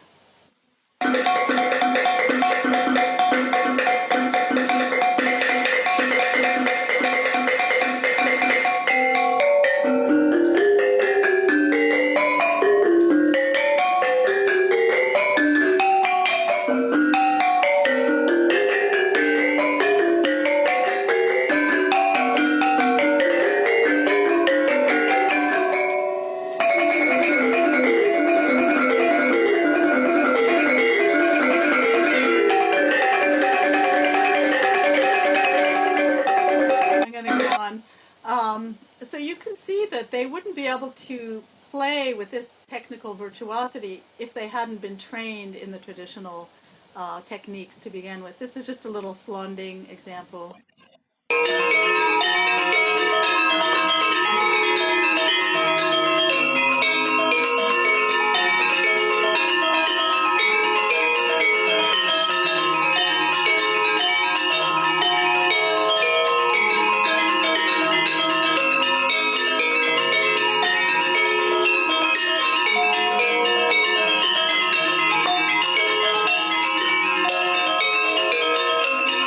This is Subandi's older son, who was a student at ISI in Java, and there's Wawan Balak, so they're all there. I'm going to go ahead.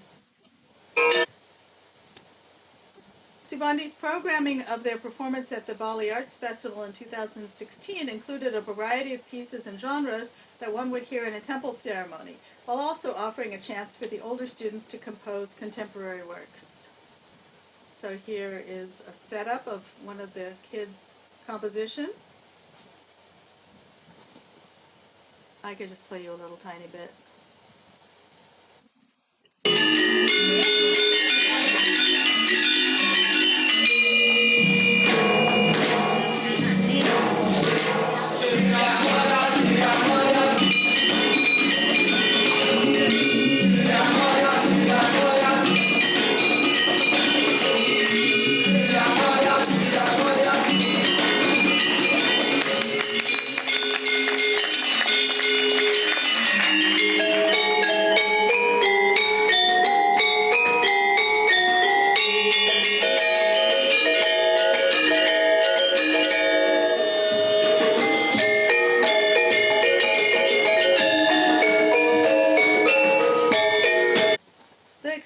Performance contexts and spaces from small, intimate to huge public stages, along with increasing numbers of students and sangars, has enabled mega productions.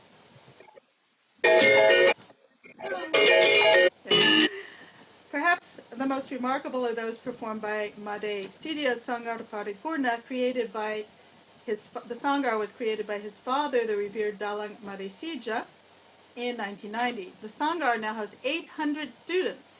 Sija, and actually this was in 2016, I'm not sure how many he has now. Sija named it Paripurna, meaning complete, to reflect his goal that everyone learn more than one skill, including dance, wayang, several types of gamelan, and making scenery and costumes. Even Javanese gamelan was taught. And that's just the littlest kids doing a little dance. Sidia learned the old way from his father. Since he felt this would not attract or retain children today, he developed a new pedagogy, giving them more freedom to create and improvise before burdening them with traditional material. His goal is to make the arts accessible to most students. If they do not have the ability to dance or play music, they can take bit parts or make costumes and scenery just so they are involved. He aims to instill Balinese values and create a community rather than produce professionals, although some alumni are drawn to more serious aspects of performance and have gone on to establish their own sangars. Sidia's huge sangar enables the colossal dance dramas for which he is known. These use up to 500 dancers, musicians, and production crew with special effects including smoke machines and fireworks for the grand finale. Here's a brief clip from one such performance, and I just put the Cayon on again because you'll see all the Cayon in the performance. Held on the enormous outdoor stage for the anniversary of the city of Pyanyar. And Subandi was involved in composing the music. There were 3 composers, many, many musicians this is just the sort of over the top at the end. Oops. You'll notice the scenery of that represents water and the little boys who are doing the monkey. It's from the Ramayana. Oops. Monkey rolls. Api dan semangat yang semuanya memberikan pengayoman terhadap hidup dan kehidupan.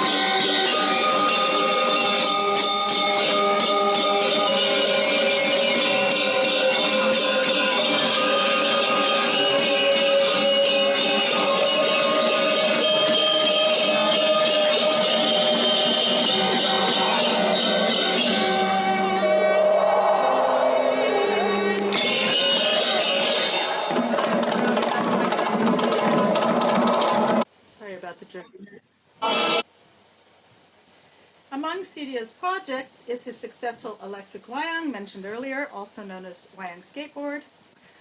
This brief clip is from 2015. Sidia has trained enough performers to enable them to send an entirely different group, which included innovative musical accompaniment, to perform the same scripted show that same night, which we found phenomenal.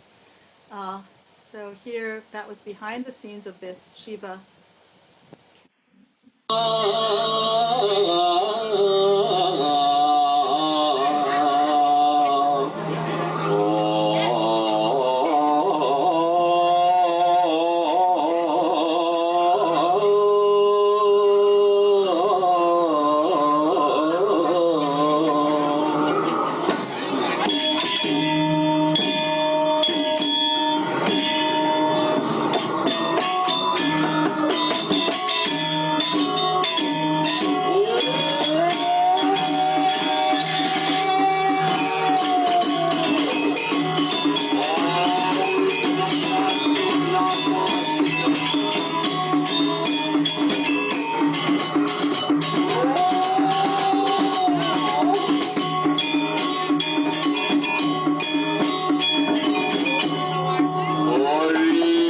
The Cayon remains important. Here's just a tiny clip of showing Bhima in hell as the puppet turns into a dancer.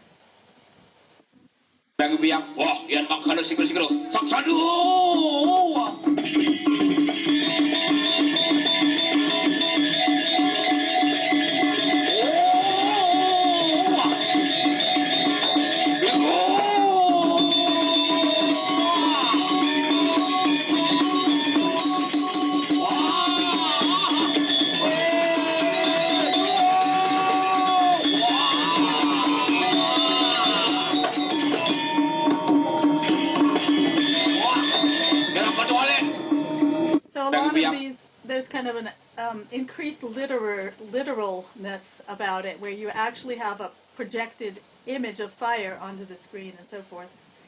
Repeating scripted performances day after day reaches a peak in Bali Agung, an extravaganza co-directed by Sidia, commissioned by the Bali Safari Park and performed in its state-of-the-art theater. Bali Agung involves a cast of 150 dancers and musicians, many of whom are the sons and daughters of these traditional musicians. I was very surprised to learn when we were taken backstage afterwards to give an inspirational speech to them, and it's like, oh, we recognize people.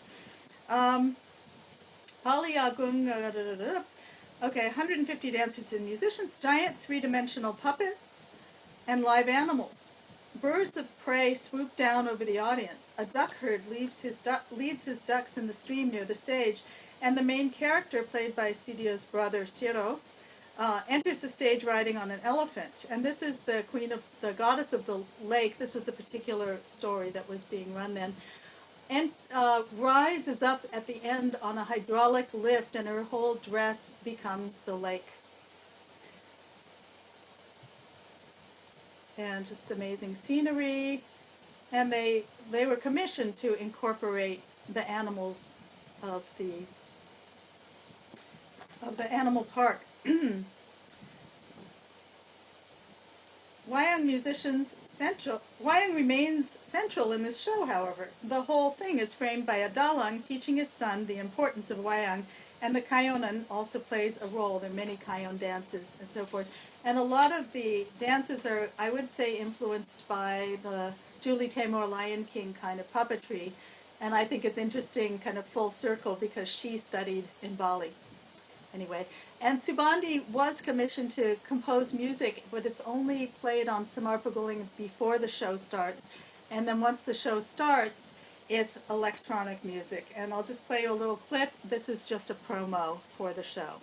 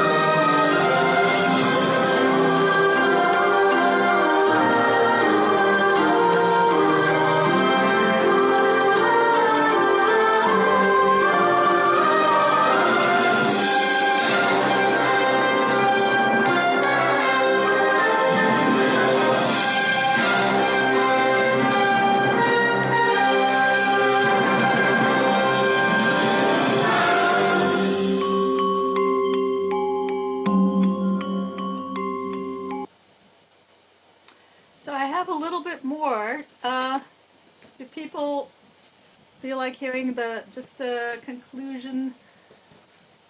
Would that be okay? Yeah, of course. Okay. We're this far in. For the length of it. This is a side part of it. So I've been talking about these intimate to grand scale performances. So elsewhere I've examined the relationship between sound, spatial orientation, and meaning in various ceremonial soundscapes. These remain the primary means of perpetuating performance traditions. Here are some brief examples of changes.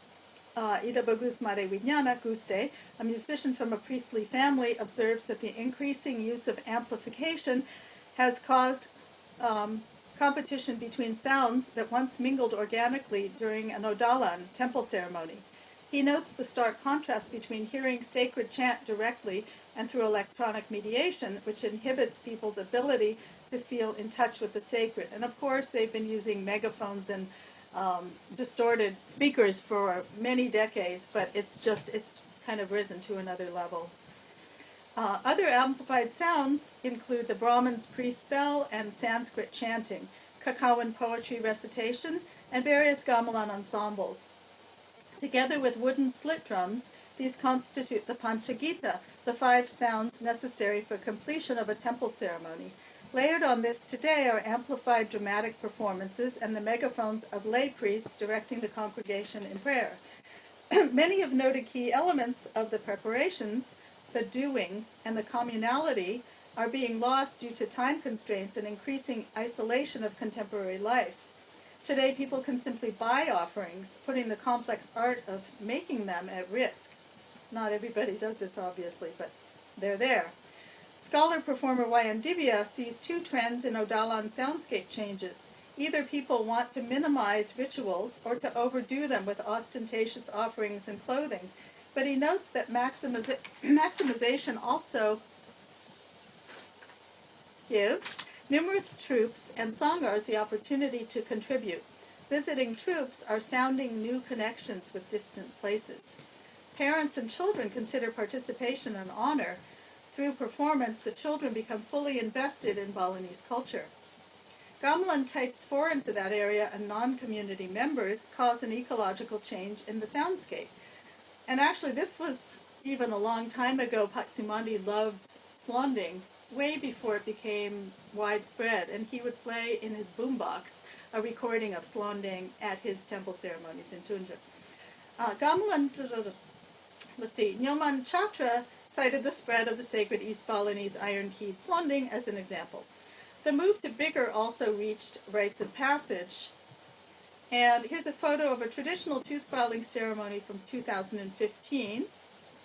The ceremony is usually done for only a few immediate family members, always an even number of kids or youths. and said to be the most emotionally and spiritually moving rite of passage.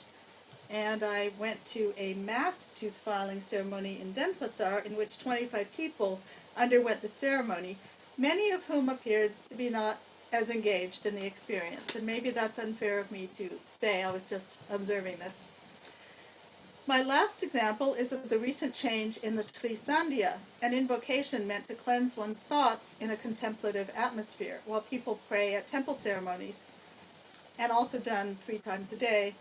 When sung without amplification, as I witnessed in Tunjuk village, where the entire congregation sings it together, unaccompanied and unmediated, the long tones instill a palpable sense of unity. And I actually felt that we were all breathing together when we were sitting under the ballets, everyone singing together.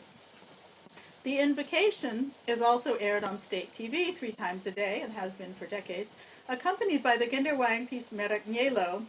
I wrote extensively about how this piece came to accompany the sacred text and gained a strong association with it, which was very serendipitous, and I can talk about that if anybody has a question about it. Today, community center loudspeakers, banjars, blast the televised Trisandya with its accompaniment so loudly it can be heard in a car driving past. Some say this may be a response to the Muslim call to prayer sounding from mosque loudspeakers, and find it inappropriate to impose these once private sonorities by blasting them in public space. Others, such as Pak Suecha, love to hear it, and he says his grandson runs out to the street every time it happens. Now, too, the piece Lungker Chanik, played on an entirely different kind of gamelan, Smar Berulingan, precedes the Trisandya and is reminiscent of church bells to me. I think maybe Pak Suecha said that too. The saturation of public secular space with ritual soundings that were once organically integrated into people's lives may be read as a sign of the increasing regimentation of observance promoted by religious agencies and programs such as Ajag Bali mentioned earlier. To conclude, while there is loss of intimacy, investment, and nuance in relationships between student and teacher, between audience and performers, and even personal experiences in ceremonies, many offer a variety of pedagogical and programming approaches to counteract these losses. Performance contexts are cumulative, and think of the slide that was at the end of the previous slideshow. The large stages have not replaced the small, intimate contexts, but offer additional channels for expression. One summer, I think it was 2016, older performers such as Suecha and renowned dancer Nikota Arini Alit participated in a performance format established 4 years earlier. Grandparents enter the stage holding hands with their grandchildren and peel off to 2 sets of gamelan facing each other. This is a public affirmation of continuity. Ecosystem shifts from local pools of performers to groups drawn from widespread networks yield exciting results. For instance, young composers from Subandi Sangha Charakan, they have a website called In Situ, which I think Matt mentioned earlier, whose very concept and name indicate new formulations about place. With members from all over Bali and beyond, they perform in unique locations, but post online for broad accessibility. A committee of artists recently achieved the designation of certain Balinese dances to be in UNESCO's Intangible Cultural Heritage List. While the designations are problematic, we could talk about that another time, it is an important step that will support research, documentation, and sustainability, we hope. The arts are also implicated in environmental protests. CEDIA's latest electric wayang called on people, not to sell their rice fields for development, reminding them to value Balinese culture. The Tolak Reklamasi project, the Reject Reclamation movement, protests developers seeking to expand landfill and displace villagers and natural ecosystems. Posters created by youth organizations appear in every village, artistically displaying the music, dance, or theatrical traditions particular to that locale. And I just love these. I mean, Legong dancer with a steam shovel coming out of her headdress and blood coming out of her eye, and the Baris dancer. Where is he, the riveter? Leaks. They're just all over Bali. They have a website you can see. Wayang has many built-in noetic safeguards for its own regeneration. It is a repository for knowledge and has self-referential ways of acknowledging this. Each performer is also a repository and generator of creativity. Because a successful Wayang demands a full, riveted audience, performers walk a line between keeping up with the times and providing the audience with familiar piece categories, vocal forms, and performance conventions. Foremost in all Dalang's minds is how to keep the audience interested without sacrificing Wayang's depth. However, many feel the sacrifice has already been made in performances such as Chemblong, and some wonder how much Wayang can change before its essence is irrevocably altered. Ecologically, some motivations for change include the creative impulse, competition, need for survival, and the desire to draw youth to traditional arts. Innovations such as Wayang skateboard and Chemblong have impacted the Wayang ecosystem by causing a drastic decline in demand for more traditional Wayang and spurring other Dalang to innovate in order to compete for performances. At the same time, they support Wayang's sustainability by attracting younger audiences and performers. And since 2009, every time I've been to Bali, I found that every major contact I had in Bali was involved in training children. I'm talking about like 40, 50 really established, amazing performers. Not just in Wayang, but in Gender and other types of Gamelan. Belief that some children are reincarnations of artistic ancestors helps fuel the desire to encourage children. And this is Subandi when his son was a baby and a little older. And this is when my teacher Patanarta's grandson was 11 years old, and he made his debut as a Dalang in 2009. A reminder that the electric lights and new music have not wiped out the coconut oil lamp and Gender Wayang, but simply offer other paths. I leave you with two quotes from these performers. Wayang Divya states, this is now the time to use art to heal the segmentation of our society. And Subandi's Sangha Charakan Facebook page recently posted their mission statement, and this was a while ago. I actually couldn't find it again. The place to learn, share, practice anything to keep Balinese culture alive. Thank you. Who's left? Wow, thank you. Actually, just about everybody. I think we lost 2 people. Oh. So, yeah, that was great. There's a lot of information, but it was really well presented and all very interesting. Are you up for a couple questions? Sure. Okay, so if anybody has a question, please put your question in the chat box down below. I'll start it off here. I have a couple questions, but I'll just make a comment in the question first, just a short one. So first of all, wow, kids learning Gender Wayang is so cool. It's so much cooler than learning French horn, like me in 4th grade. French horn Wish that was an option. It's very hard, but fun is not the word that's associated with it. So I'm curious about these sangar that teach kids. Like the one sangar has 800 students. Wow. So how do these kids get involved with the sangar? Do they have to pay for classes, or is there sponsorships? I know there's not governmental sponsorships for sangar necessarily. Yeah, I need to do more research on this, because I know some are from like middle class families that can afford to pay, and they do pay. But I think like with Buddha's sangar, a lot of kids are on scholarship, or they can get some funding from the government. They do get like support in schools, if scholarships in schools, if they do well, if they win prizes at some of these competitions. So there's that motivation too. But I think Buddha has told me that he doesn't ever reject any kid who can't pay, because he really wants to reach out. And I think that Sidia's sangar of Paripurna with 800 kids does get government support. We went to the anniversary of his sangar, and the local head of the district was there and talking about wanting to continue giving support.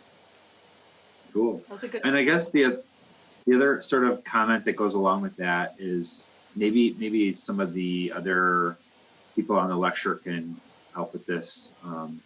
So how does this compare to Java? Like throughout these Balinese music lectures, I've gotten the impression that there's a significantly higher number of kids learning the music at a younger age than in Java. Like when I was there, I remember a lot of kids learning dance, and some kids were learning in their elementary schools and middle schools some Gamelan music, but not on like the massive scale that seems like is active in Bali.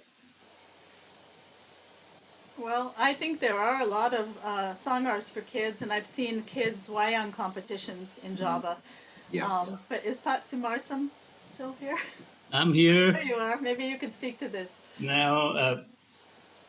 But yeah, well, I didn't know about the kids. I know there's a number of sangar for kids for the dance and things like that. There are occasion of wayang competitions for the dalang anak-anak, and yeah, I think it's. I don't know about the comparison in terms of the numbers with the Balinese activities on this. But I have questions, Lisa. It was a very rich presentation. Thank you very much. I cannot resist to uh, uh, to I cannot remember very much when you mentioned about Pak Swetzer, and I saw his playing on the band on that video. Uh, uh, Pak Harjito and I actually got a lesson from Pak Swetzer in 1970s when he was teaching at Brown University. When he got lonely there, he came to Middletown and it's past year and I had to play Wayang. My question is, well, there was a reform, so I can identify the phrasing, but that's from the Japanese perspective. The phrasing, that's kind of mystery to me in terms of their Wayang. How do they transmit that phrasing? In other words, roughly, where is the gong or where is the gong? So that's one of the questions. Another question is a little bit more general. Uh, uh, you're talking so much about this new contemporary, Wayang contemporary, and I was wondering how the Balinese themselves, when they get together talking about the contemporary wayang, what kind of discussion do they have? And whether there's a dynamic discussion, lively debate, or in even formal or informal gathering, that would be something to useful to know. Yeah, I think people are kind of keep their opinions to themselves generally. They don't want to, critique Okay. other dalang. But as I said, I've talked to Patwija and Subandi a lot. Subandi's very open-minded about these performances, just because he loves to create, and I think because he's training all these kids too, maybe he doesn't feel, and he's not a dalang, he's a musician, so he's in great demand. Wija is a dalang, he's also a musician, but he is, his life is really impacted by these big shows, and that's not the only reason, though, that he would critique them. I mean, he feels that the depth has been compromised, that these, even with just regular traditional wayang, so much has gotten shortened, and the audience really wants to get to the joke and the fight scenes, so they don't do as much philosophy, and he's always trying to find the balance between keeping all that in. But I haven't heard like a debate with a bunch of dalang about what they think of the new wayang. I think in general in Bali, new trends are very welcome, innovations. But I was going to respond to your point. I was wondering in Java, maybe the Sangar movement doesn't feel as much of an explosion because they don't feel as threatened. I don't know, but with Bali, it's a small place and there's so much tourism. It could be that people have just really really feel strongly that they better train these kids. I don't know if that's a point. But in response to your point about the gong, there is a conceptual gong framework in Gender Wayang, and even when there's no gong played. In the other ensemble, Gamelan Batel, you have Gender Wayang and gong and kendang and so forth. So you can really hear there is a gong framework in those pieces. Some of the pieces are shared. But one of the great things about Gender Wayang is you're not restricted to the binary framework of a larger gamelan piece, although with gong kabyar and contemporary you're not either. But you have a lot of freedom. Composers have a lot of freedom. So a lot of pieces might have like 13 and a half beats or 33 beats or so there's a lot of flexibility there. The piece that were you asking about the one that you looked at on YouTube? No, not necessarily. My question was how the teacher transmitting the praising. Okay. Either you have to find that yourself, or the teacher tell you the praising. Well, the teacher breaks down the music phrase by phrase. Okay. So you learn it bit by bit. It's all memorized, and I think that you can hear the phrasing from that. But it is, I mean, sometimes a teacher will start in the middle of a phrase to clarify something. And I personally have gotten confused, thinking, well, wait, where are we now? And you can feel like you're floating for a minute, which I like that feeling. But, because when get to so intricate interlocking, I don't know where the phrasing. It's difficult to find the phrasing. I think when you're learning it bit by bit, it's a lot more obvious. Okay. And then after you've learned a whole piece, there's a lot of other coaching that the teacher will give. This is really good to get loud here. We can get a little slower here. There's a lot more kind of musical information. So I don't know if that answered it. No, thanks. That's good. We had Leon wanted to jump in with that comment. Yes, thank you, Matt. Well, about your question, Matt, about why is more lively in Bali, like the younger generation, rather than in Java. Like, I think it has a lot to do with culture. Like, I mean, the culture synergy. What is going on now? I don't know how Pamar Sam and all our really respected seniors, how you live it. I've been here from 200. Sorry for the motorbike. I'm here in Solo, by the way, in Surakarta. So the question is, like, in Bali, like this part of the religion, even though there is this globalization and the tourism and everything is like fluctuating more and more, also with the Instagram thing, with Facebook, Twitter and stuff. But I think Bali is still like having more strong, more like, how would you say, like more strong things to with their own culture. Like it's still changing, but it goes back and forth. In some ways, I've been thinking in Java is more like trying to push, like for example, like many players here in Solo, like Dalangs and Gamelan players, like say, well, have you seen the foreigners? They're learning how we play. Why you, the younger generation, what are you doing? Now in the next years, you need to go to the States or to Japan to learn Gamelan, because it's like everybody's learning abroad. And in Java, in Central Java, it's getting a little bit lost, but yeah, there is a struggle. I mean, there is some kind of struggle. It's not like having like hundreds of kids. Like you can have like all this dalang chilik, but mainly from the like family of dalang probably. Thank you for the time. Oh, yeah, interesting. I mean, when Gamelan Skarjaya went to perform in 1985, people said that that really influenced a lot of people to want to start studying gamelan, and girls and women. And I did hear from many women that I wanted to study gamelan when I was a girl, but I wasn't allowed to. And thank you for, you know. So I guess there can be that influence, but it is such a different situation in the two different places too. Thanks, Leon. Next, we have Vaughn up with a question.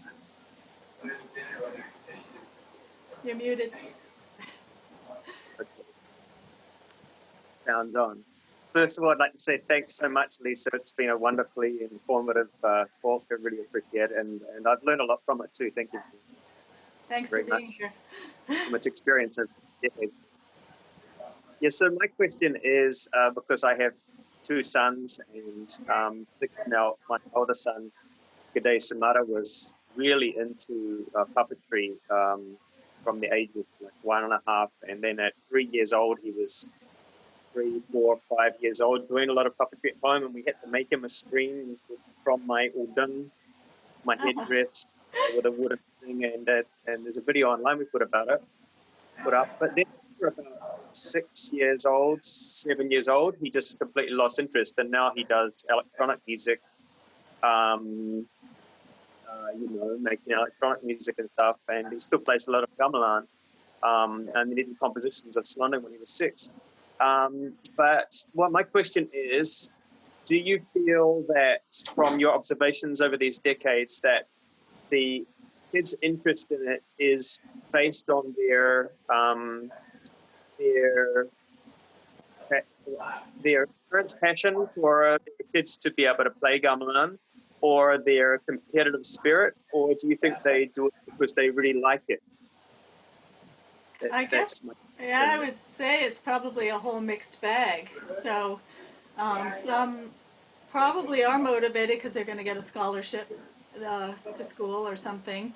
But, and then there's the camaraderie of just being with a bunch of friends doing this that people really like. I'm sure it's not a joyous thing for every kid. I mean, I like to think that it is, but not everybody ends up being an expert in that. So, they do it for a while and then maybe they go off to do something else.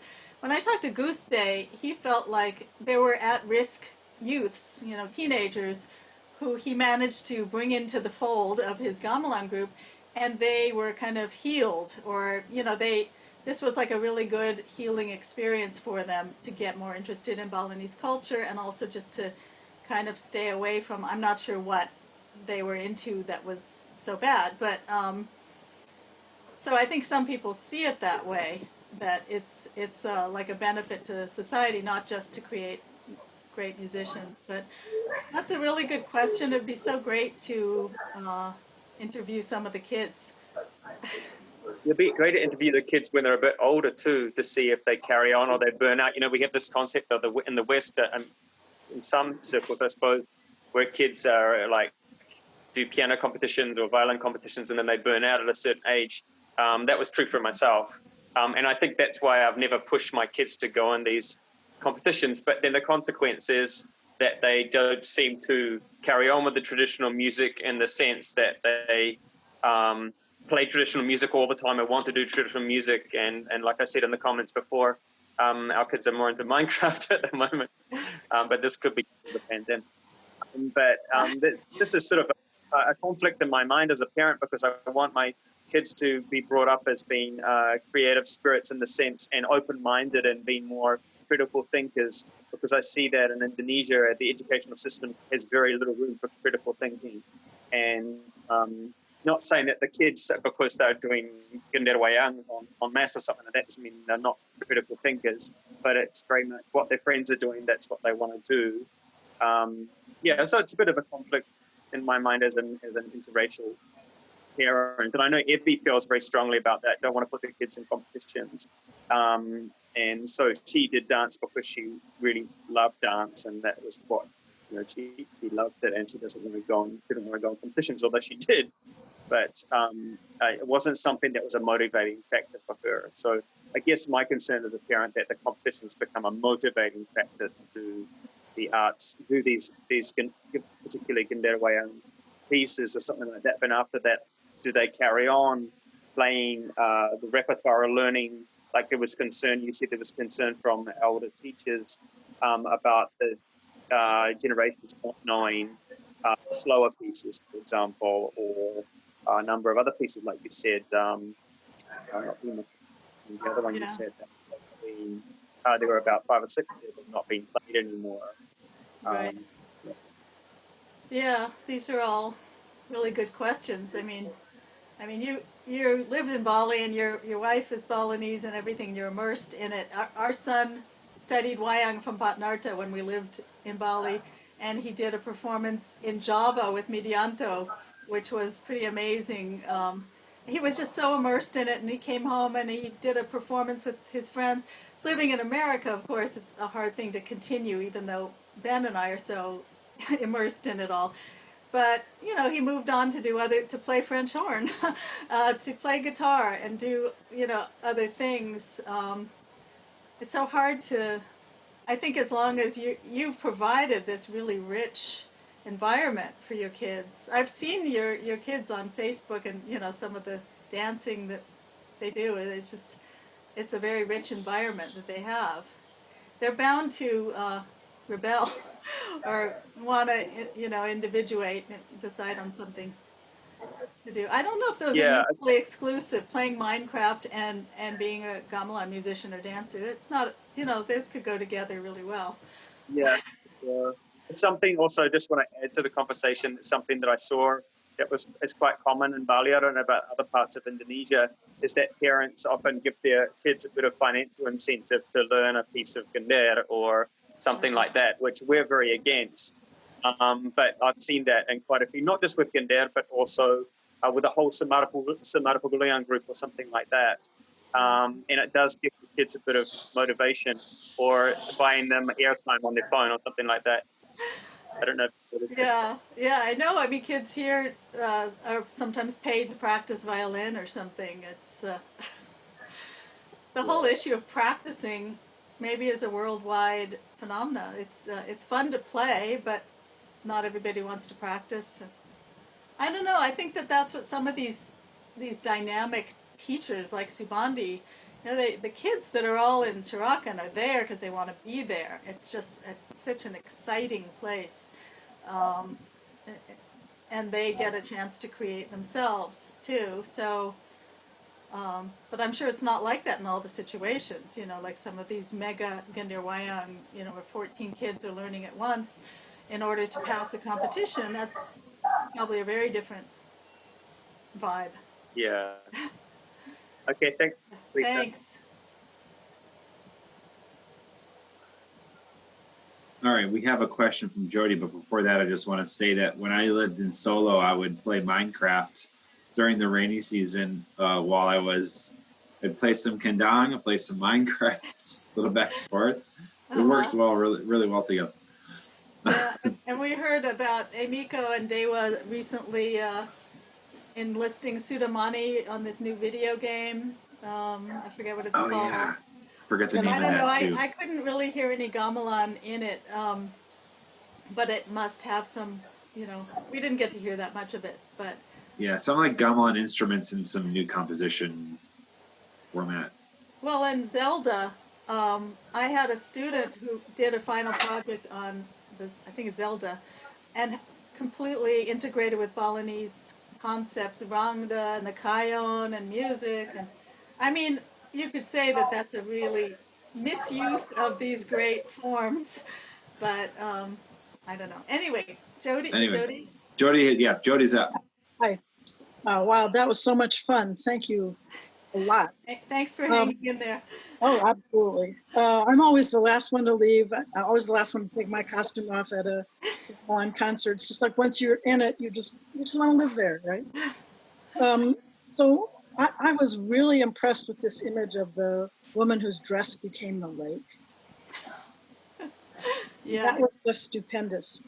What's really impressed me about what you've been saying is that all of these activities, from teaching 7-year-old Gender Wayang to something stupendous with, camels and that, it all seems to be motivated by things about Bali that people care about, whether it's children or the environment. Sorry. And so it's like, there's all this different scale of activity, but the meaning of it, the intention is very localized. At the same time, some of it reminded me of like Robert Wilson's work or with the Javanese. Oh no, you're echoing. Your cat did something. I don't have my phone on. The Javanese filmmaker or the Indonesian filmmaker Garan Nugroho. I don't know if you know his work, or Restu Kusumaningrum, who has a center in Bali, but they also do these like stupendous, visually, just enormously amazing productions.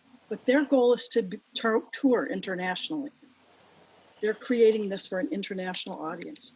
And I'm wondering if that happens in Bali too, if people put on things in that scale. The meaning is so much integrated into Balinese life. Do they also think about wanting to take it outside of Bali at all? Well, I mean, there's always been troops that have been, traveled abroad, like at the World's Fair or different, and then the EC, one of their mandates is to always have when it was ASTI and SMKE too, to have troops of their best teachers and students take a whole performance abroad. So that happens. I don't know if it's happening now, probably not now during COVID, but I think it's still an ongoing thing. And that's to bring, there's a whole other question about what the traditional lineup of a stage production has been and how that developed. In Michel Picard, I don't know if you know his article on cultural tourism from Indonesia, 1971 or something. Was it from then? No, it was from 91, sorry. Where he talks about how it came to be that you have this lineup of Gabor or Panyam Brahma, and then you have Chirunajaya, and you have these different set dances, and you'll have a topeng, and you'll have a short leg on, and that these became kind of crystallized for tourist consumption, but and to the point where they got recycled back into tradition, so that's what people expect to see, a little bit of this and a little bit of that. And there was a reason for that. Probably shouldn't go into it now, but designating what was sacred and what could be shown to performers, to tourists. And but the big productions, when we were at Bali Agung, and Sidia invited us to come to that, and so we went backstage afterwards, and there was a promoter there who was saying, I want to make this a cirque.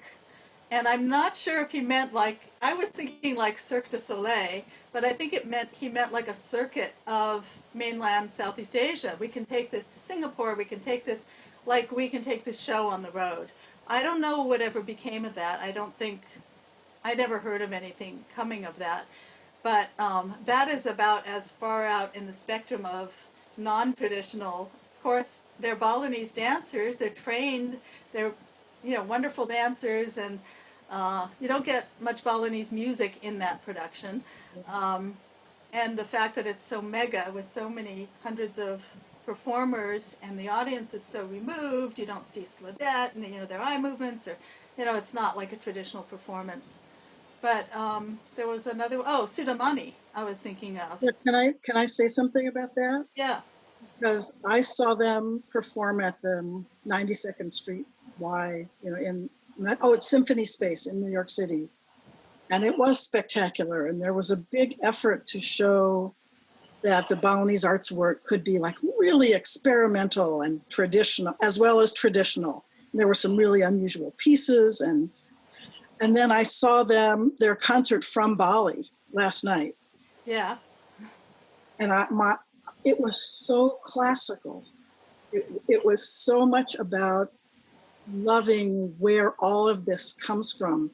And the contrast between what they did last night and what they did in New York City was really striking. It's like you're in Bali, what you do has a meaning in Bali is the feeling that I'm getting.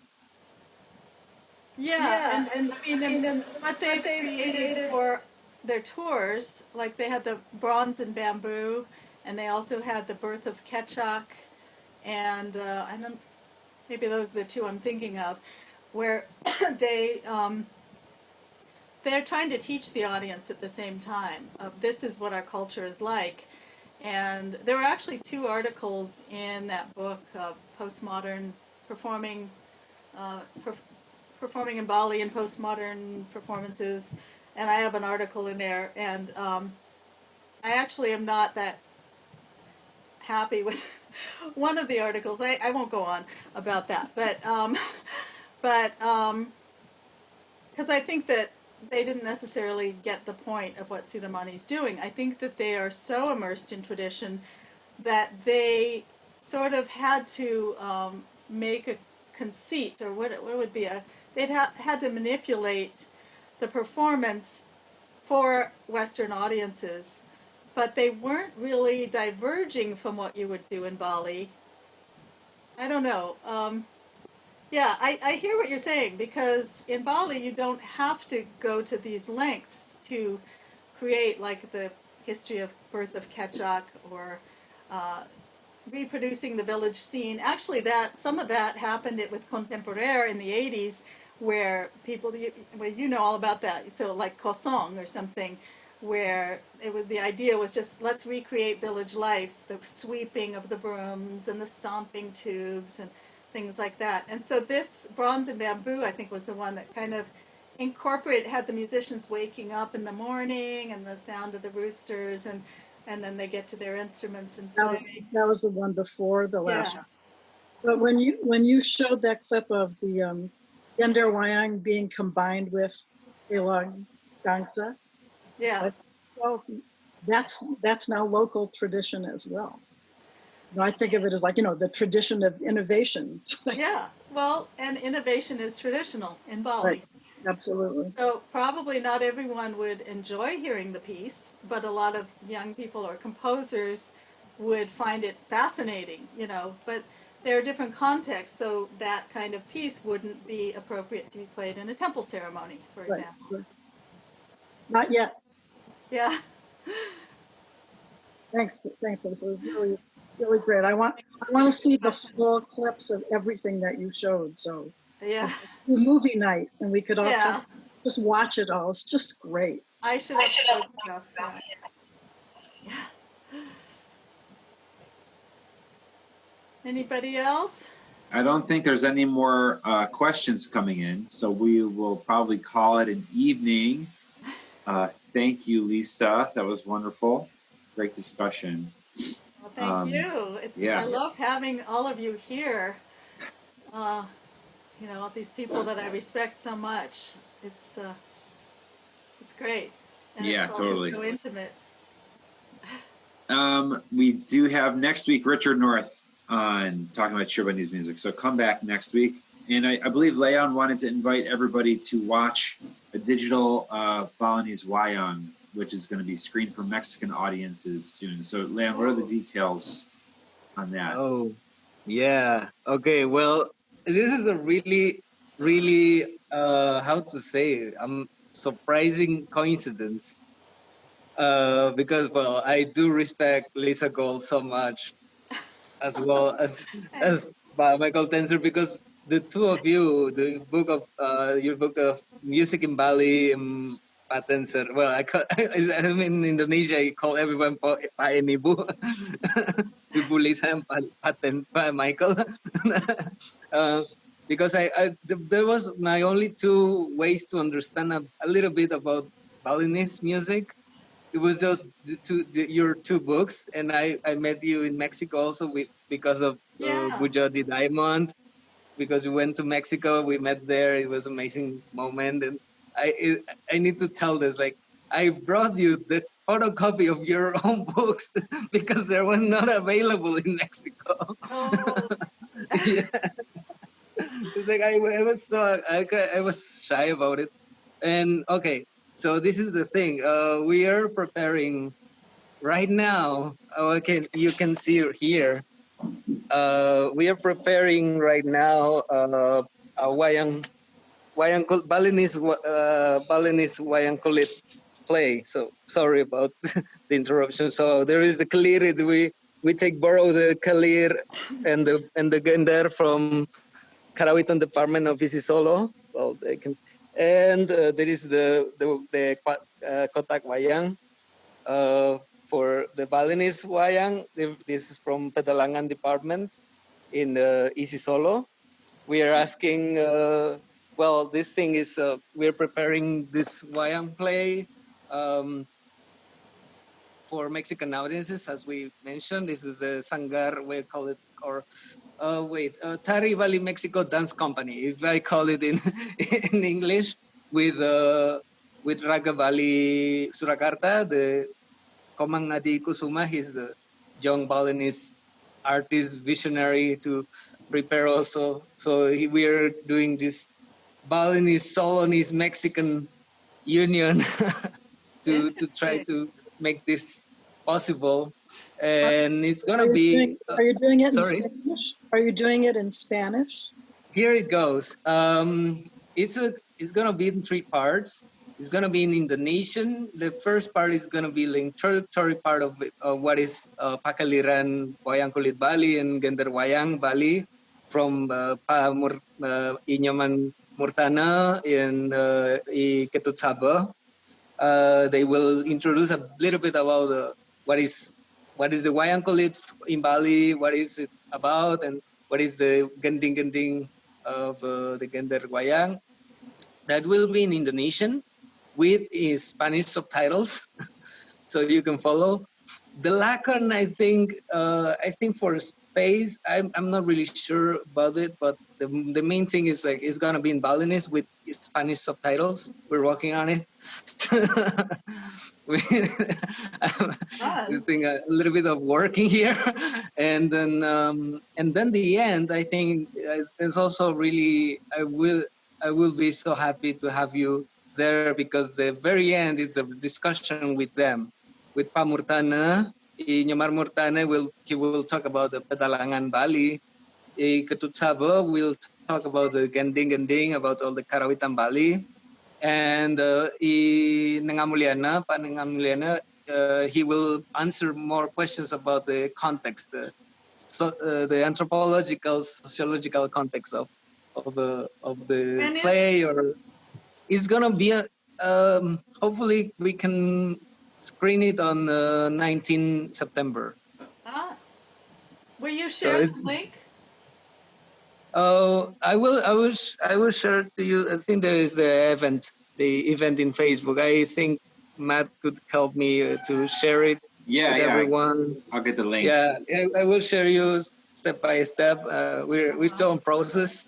Yeah. Because the concept is like to do a pre-recording thing, to do all the subtitling, but at the end of the thing, we hope we can do this discussion in Indonesian and Spanish. So if you want to join us, I mean, if there is like any English, it can be as well, but like it's gonna be like mostly in Indonesian and in Spanish for the operational thing. Because it's gonna be live, I'll be doing this go back and forth, Spanish, Indonesian. Have you ever met Larry Reed? Who's that? Larry Reed, who has Shadow Light. You should look at shadowlight.org. He's American, lives in San Francisco. Yeah. He's fluent in Spanish though, and sometimes he'll have the comic servants, Tualan and Murda. He'll have Murda. There's a boy and his father, and then there's 2 brothers of the 2 comic servant pairs, and he'll have them. One of them will just like go off in Spanish for a while. When they have this scene about what language do you speak, and he tries out, Chinese and Japanese and all his languages, and then he goes on and on and on about in Spanish, and it's a very cute Yeah, scene. But he's yeah. he did a Wayang listrik, one of his shadow light things called Coyote's Journey, about Mexican immigrants trying to get over the border, and Wow. it's very, it's very moving, and you might be interested to check out his work. Yeah, sure, surely I will. That Sure, it'd will be be interesting really to you. great. Yeah, I will be happy to have you there. We haven't announced the date because we're still in process. So, but it's hopefully we can do it on 19. It's like probably 1 week before we will confirm if it is Okay. possible, or might be like just reschedule 1 week later. But it's happening. Cool. Okay, Thank well, you good for luck. the info, Leon. Yeah. Yeah, you're welcome. You're welcome. All right. We are going to sign off now and see everybody next week, Sunday, for Pot Richard North. Thank you again, Great. Lisa. Thank you for Take care. coming. Thanks for organizing, Matt. Of course. Bye, Pat Martin, and everybody. Thank you.